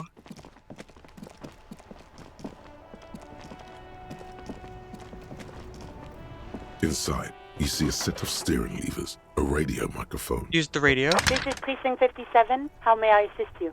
Can you run a serial number from Pair of Armor Boots for me? Sure, officer. What's the number? And the make of the armor, if you know it. E50 100 1000. The make and model of the armor is Fairweather T500 VE. Got it. I'll contact the ICP database immediately. Call back tomorrow. Hopefully they'll have dug up something useful by then. Okay. The International Collaboration Police, ICP, is an inter-Isolari law enforcement service, the crown jewel in the moral intern diadem, alongside EPIS and the coalition government. Copy to the 41st. Right. 10-4, come in. Fireworker. Over. I'm in dire need of financial. I need money. 10-4, I hear you. I don't have the authority to grant your request, but... What does he want now? I need money. He's asking for money. Is he fucking kidding? Oh my god. I don't think he is. Don't give that asshole anything. He's just gonna drink it all. Alright, that's a negative on the additional funds, sir. Over. I needed to sleep somewhere. It's paramount to the investigation that you grant me more money. He says it's important to the case. He isn't getting a red cent. You can tell him that. Request denied, sir. Over. I don't have anywhere to sleep. He says he's in trouble. Doesn't have a place to sleep. Well, I guess he'd better crack the case before sundown then. Oh my god, thanks. Vigmar said... I wanna go home. I wanna go home. Alright, I heard you, no funds. Anything else, sir? Over. personal details I'd like to discuss. Okay, 10-4, sir. I hear you. Relay your question. Over. Okay. Wait. Before you say anything stupid, think it through. What's there to think about? You're going to be looking at a straitjacket if you tell everyone you lost your memory. Be smart about this. Ask if he's there alone. 10-4, sir. I'm not hearing your question. Are you in there alone? I need some confidential information about myself. That's a negative, sir. I got a 10-12 visitors present here. Over.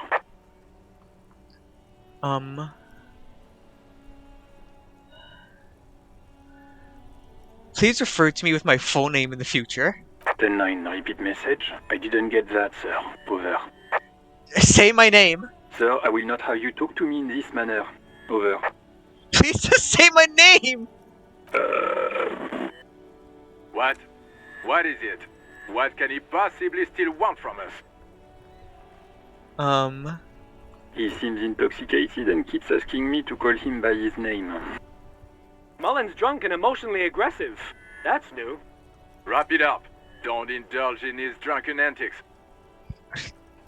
I need to know if you got my badge description right in your report. Could you read to me name, rank, date of birth? What? What is it? He's still on the line? He wants to verify the information on his badge. But of course, it says Dick Mullen, High General of the Revacholian Cavalry Force. None of them are helping me. Tell him to stop wasting time. What do you need, sir? Over. They're not gonna fucking help me, okay? Understood, sir. Over. Goodbye. Roger that. 10-10. Over and out. Good fucking bye. None of them are helping me. Call us in a date for info on the armor. Right, I'm broke. What's this way? Oh, it's the whirling in rags.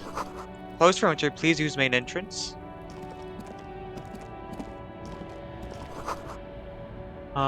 Goods from the lorry haphazardly litter the surroundings. Oh, it's the horse from the menu. Welcome to Revachol.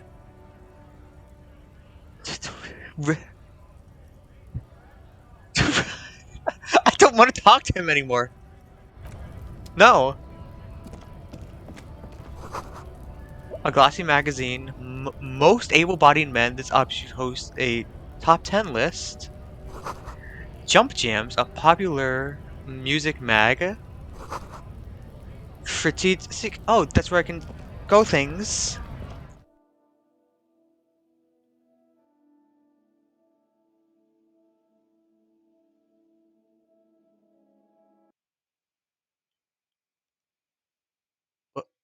Okay, the game was frozen for a second. Welcome to Frit. Feel free to look around or something. Everything is out on the shelves. She returned to her magazine. New Human Genome, thank you for the follow. Thank you so much. What's that magazine she's reading? What magazine are you reading? You mean this? She looks at the cover boasting a colorful photo of two girls kissing. This is Pop Stars. It's got, like, famous people in it. It's not for sale. Looks like it also has something called Police de la Mode, featured on page 34. Yep. Speaks to you. I approve of this. Hi there. Hey there. Hi. Hey there. I approve of this. Very futuristic. Tap on the girls kissing.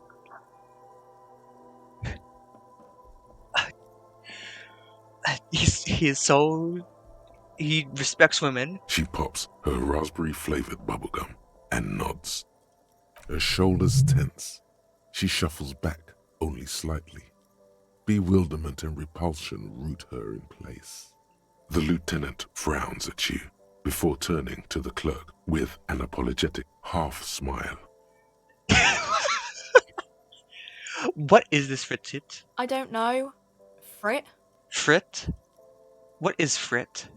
A 7 to 11 grocery store. 7-Eleven! Oh my goodness. Why is it written with 3 T's? I think they think that the extra T makes it funkier. It doesn't. Why does Kim hate it? The story goes that normal Fritta with 2 T's, a men's workwear shop in Vredefort, was already taken. So when Fritta Retail Inc. grew into a multinational corporation, they had to add an extra letter to avoid trademark infringement. Right, I have some questions. Okay. I'm not really supposed to be chatting to anyone, but... I promise he's not a homophobe. He is gay. Can you tell me anything about the dead body? I don't really know anything. I mean, I know it's there, but I haven't seen it, so... How long has it been there? I don't know, really long. Do you know the man who died? Not really.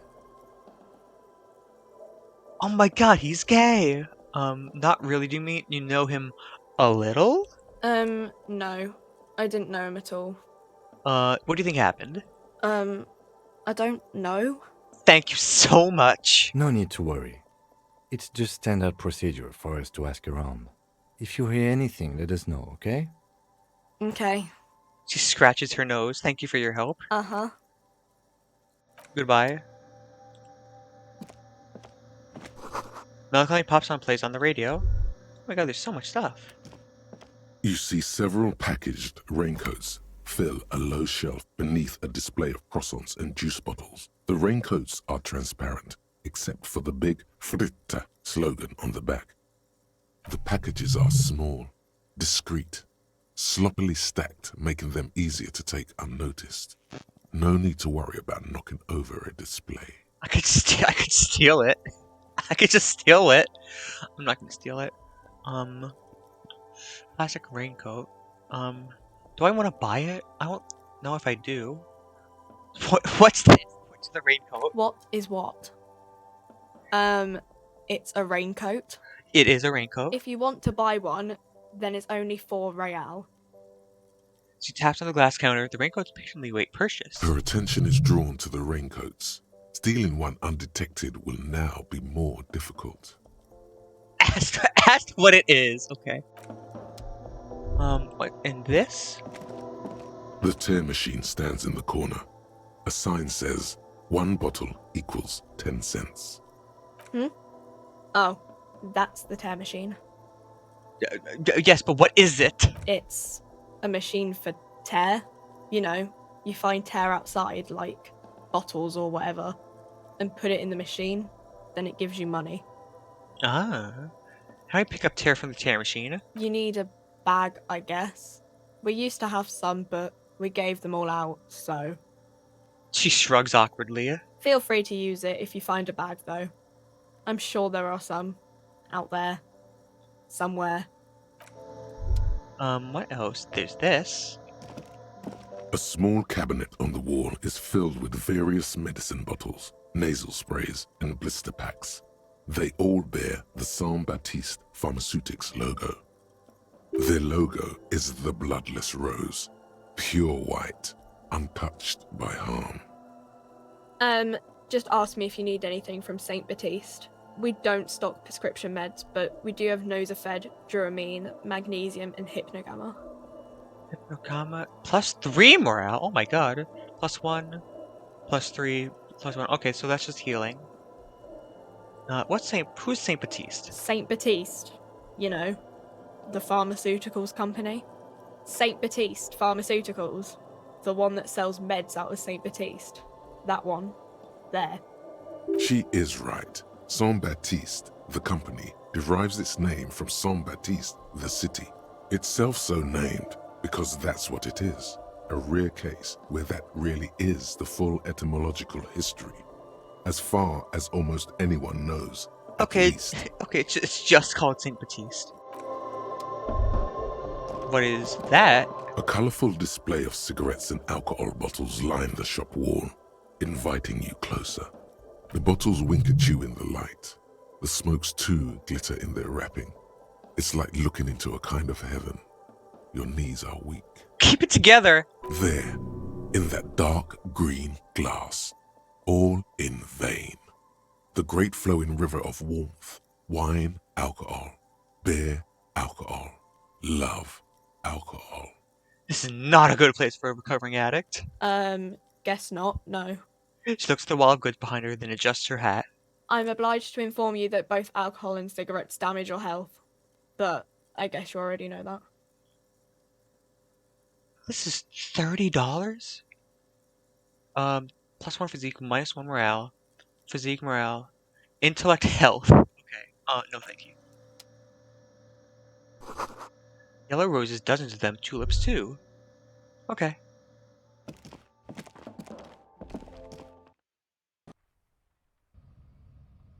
At night, the streets are emptier. Okay. Whoa, what's this? Money!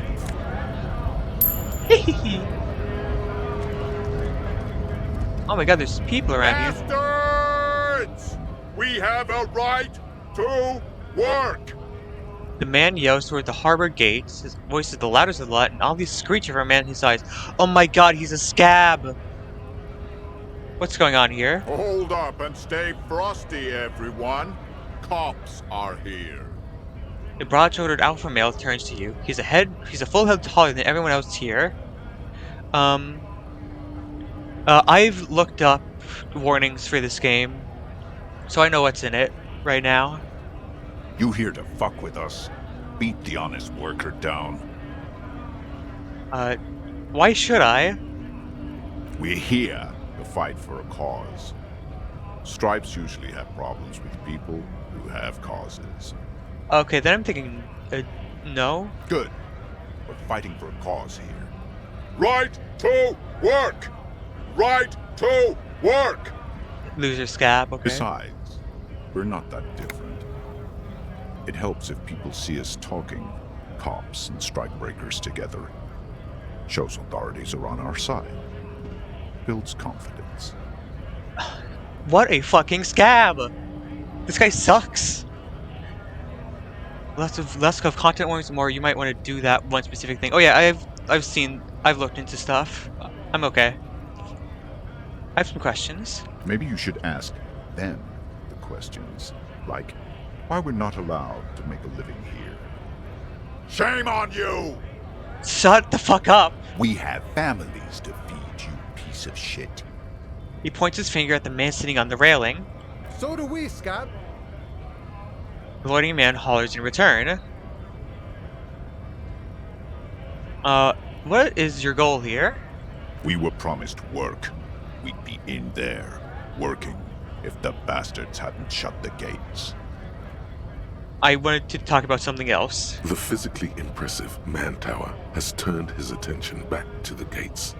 He ignores your presence. What is a strike? When a bunch of ungrateful, lazy cockroaches can't get their act together, decide to block honest work for other people. What a fucking loser, oh my god. He sits uncomfortably in his workers' overalls. Beats me. They mumble nonsense about boardrooms and workers' rights, while we have the right to work! There's something odd in the way he carries himself. His set of clothing looks vaguely mismatched. The different pieces of the attire seem ill-fitting. Ill-fitting? What does that mean? His shirt is far too small and an unpleasantly tight fit, while the overalls, held up by a belt, seem to fit a man with much more corpulence. You wearing new clothes? He ignores your question, choosing instead to turn to the emaciated workers, raising both fists in the air. The clothes are obviously not his. Alright. Silence is the answer. There's something off here, but he won't say what. I want to get into the harbor too. Have fun. Union shits are on full strike. Don't think they're going to let you through the gates. I'm trying to meet their fat boss. I'm interviewing people about a murder. I know nothing about a murder. His reply is snappy and terse. Absolutely nothing. Wouldn't put it past these harbor bugs. They'd do anything to stay alive. Right to work! It's shameful. Cops doing nothing. You should bring backup. Open up the gates for us. Blockading gainful employment for workers is a crime. Can I tell him to no and also fuck off? I don't know. We are not picking a side in this just yet, sir. Pity.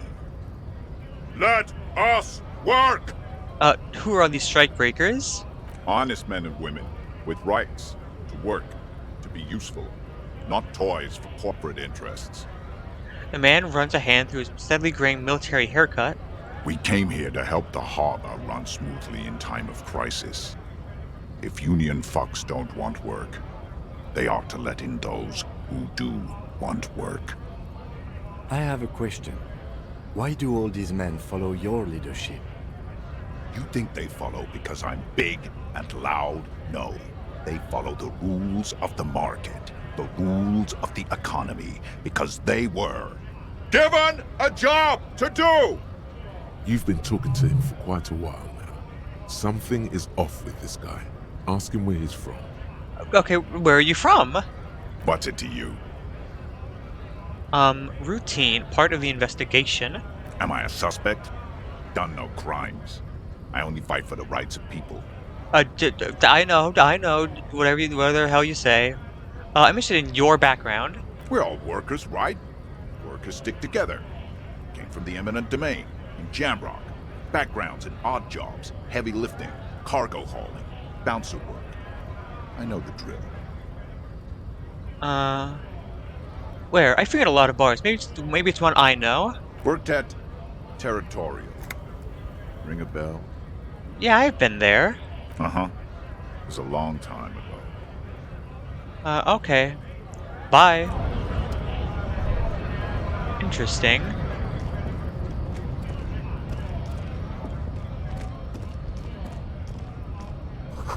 The lorries probably stored fuel here. Now they store booze. Money!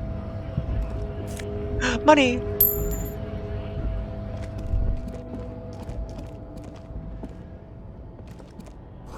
A foreign car kept in good condition.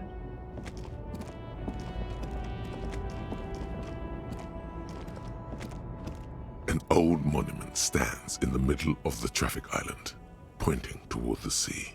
It looks as if it's been reassembled piece by piece, secured and mounted in the air with the aid of numerous ropes and rods.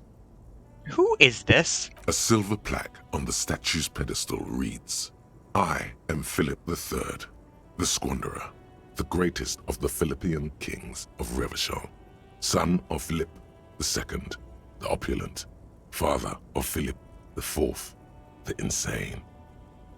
As you look up, you notice something about the statue. There are some odd indentations on the king's chest piece. What did the king do? What did he do? You have no idea what you did a week ago. How would you know what this guy did many centuries ago? A shame. Okay, wow. High above you, the king stands triumphantly oblivious to your memory trouble. What indentation? What do I see? Something with great kinetic energy seems to have impacted the cuirass, around where the heart is. A bullet? A bullet? Someone shot him in the heart. Interesting. Lieutenant, someone has shot the king! Okay, I can't see it, but I take your word for it. What do you think? Well, Martinez is riddled with bullet holes. This place saw a lot of action during the revolution. But the statue is recently renovated, so maybe a joke? Target practice or a political statement? It's political. It's a king and he's shot. Why not? What this shows us is guns aren't too uncommon here, and people still shoot them, sometimes at kings. He takes a look at his notebook. The king stands high above you, surveying the bay, mute and indifferent to your sightings. It is Kim of Disco Elysium Fang. Hi there. Hey, hi. Hey there. I leveled up from that. What? I actually leveled up from that. Okay.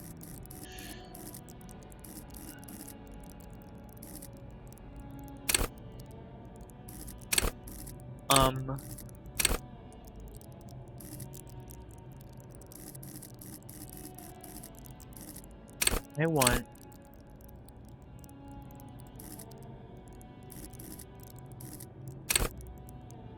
What do I want? Could just fill up shivers.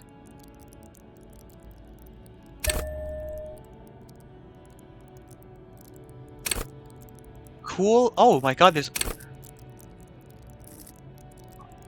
Cool for analysts, pure rationalists, obvious logicians, thinkers, historians, trivia freaks, ideologues, conversationalists, would-be politicians, undercover cops, thespians of the stage, psychopaths,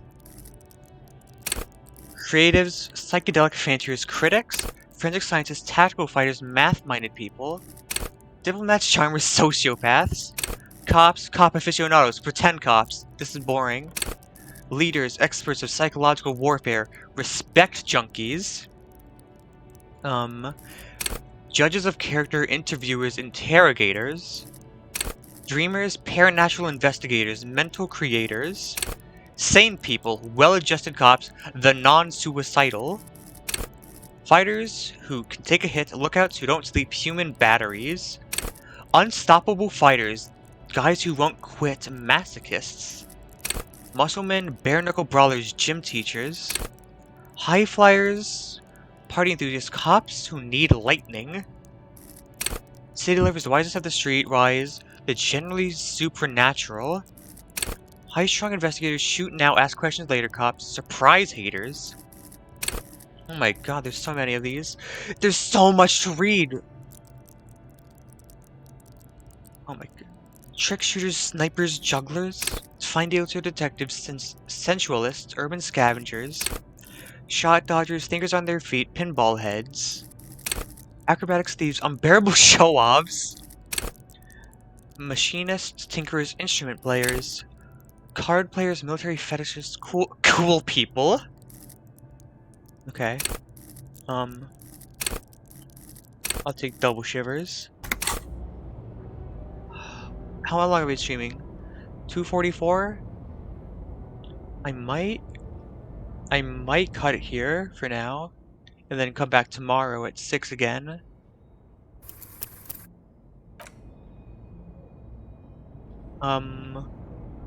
Yeah, I think I'll do that. I think I'll stop for tonight. We did a lot more things. We were able to get at the body. I think that's a big step up from last time where we couldn't stop vomiting. Okay. I'll be back here again tomorrow at 6. And then we'll play more Disco Elysium. It's still the first day of Disco Elysium. In-game, first day of the game.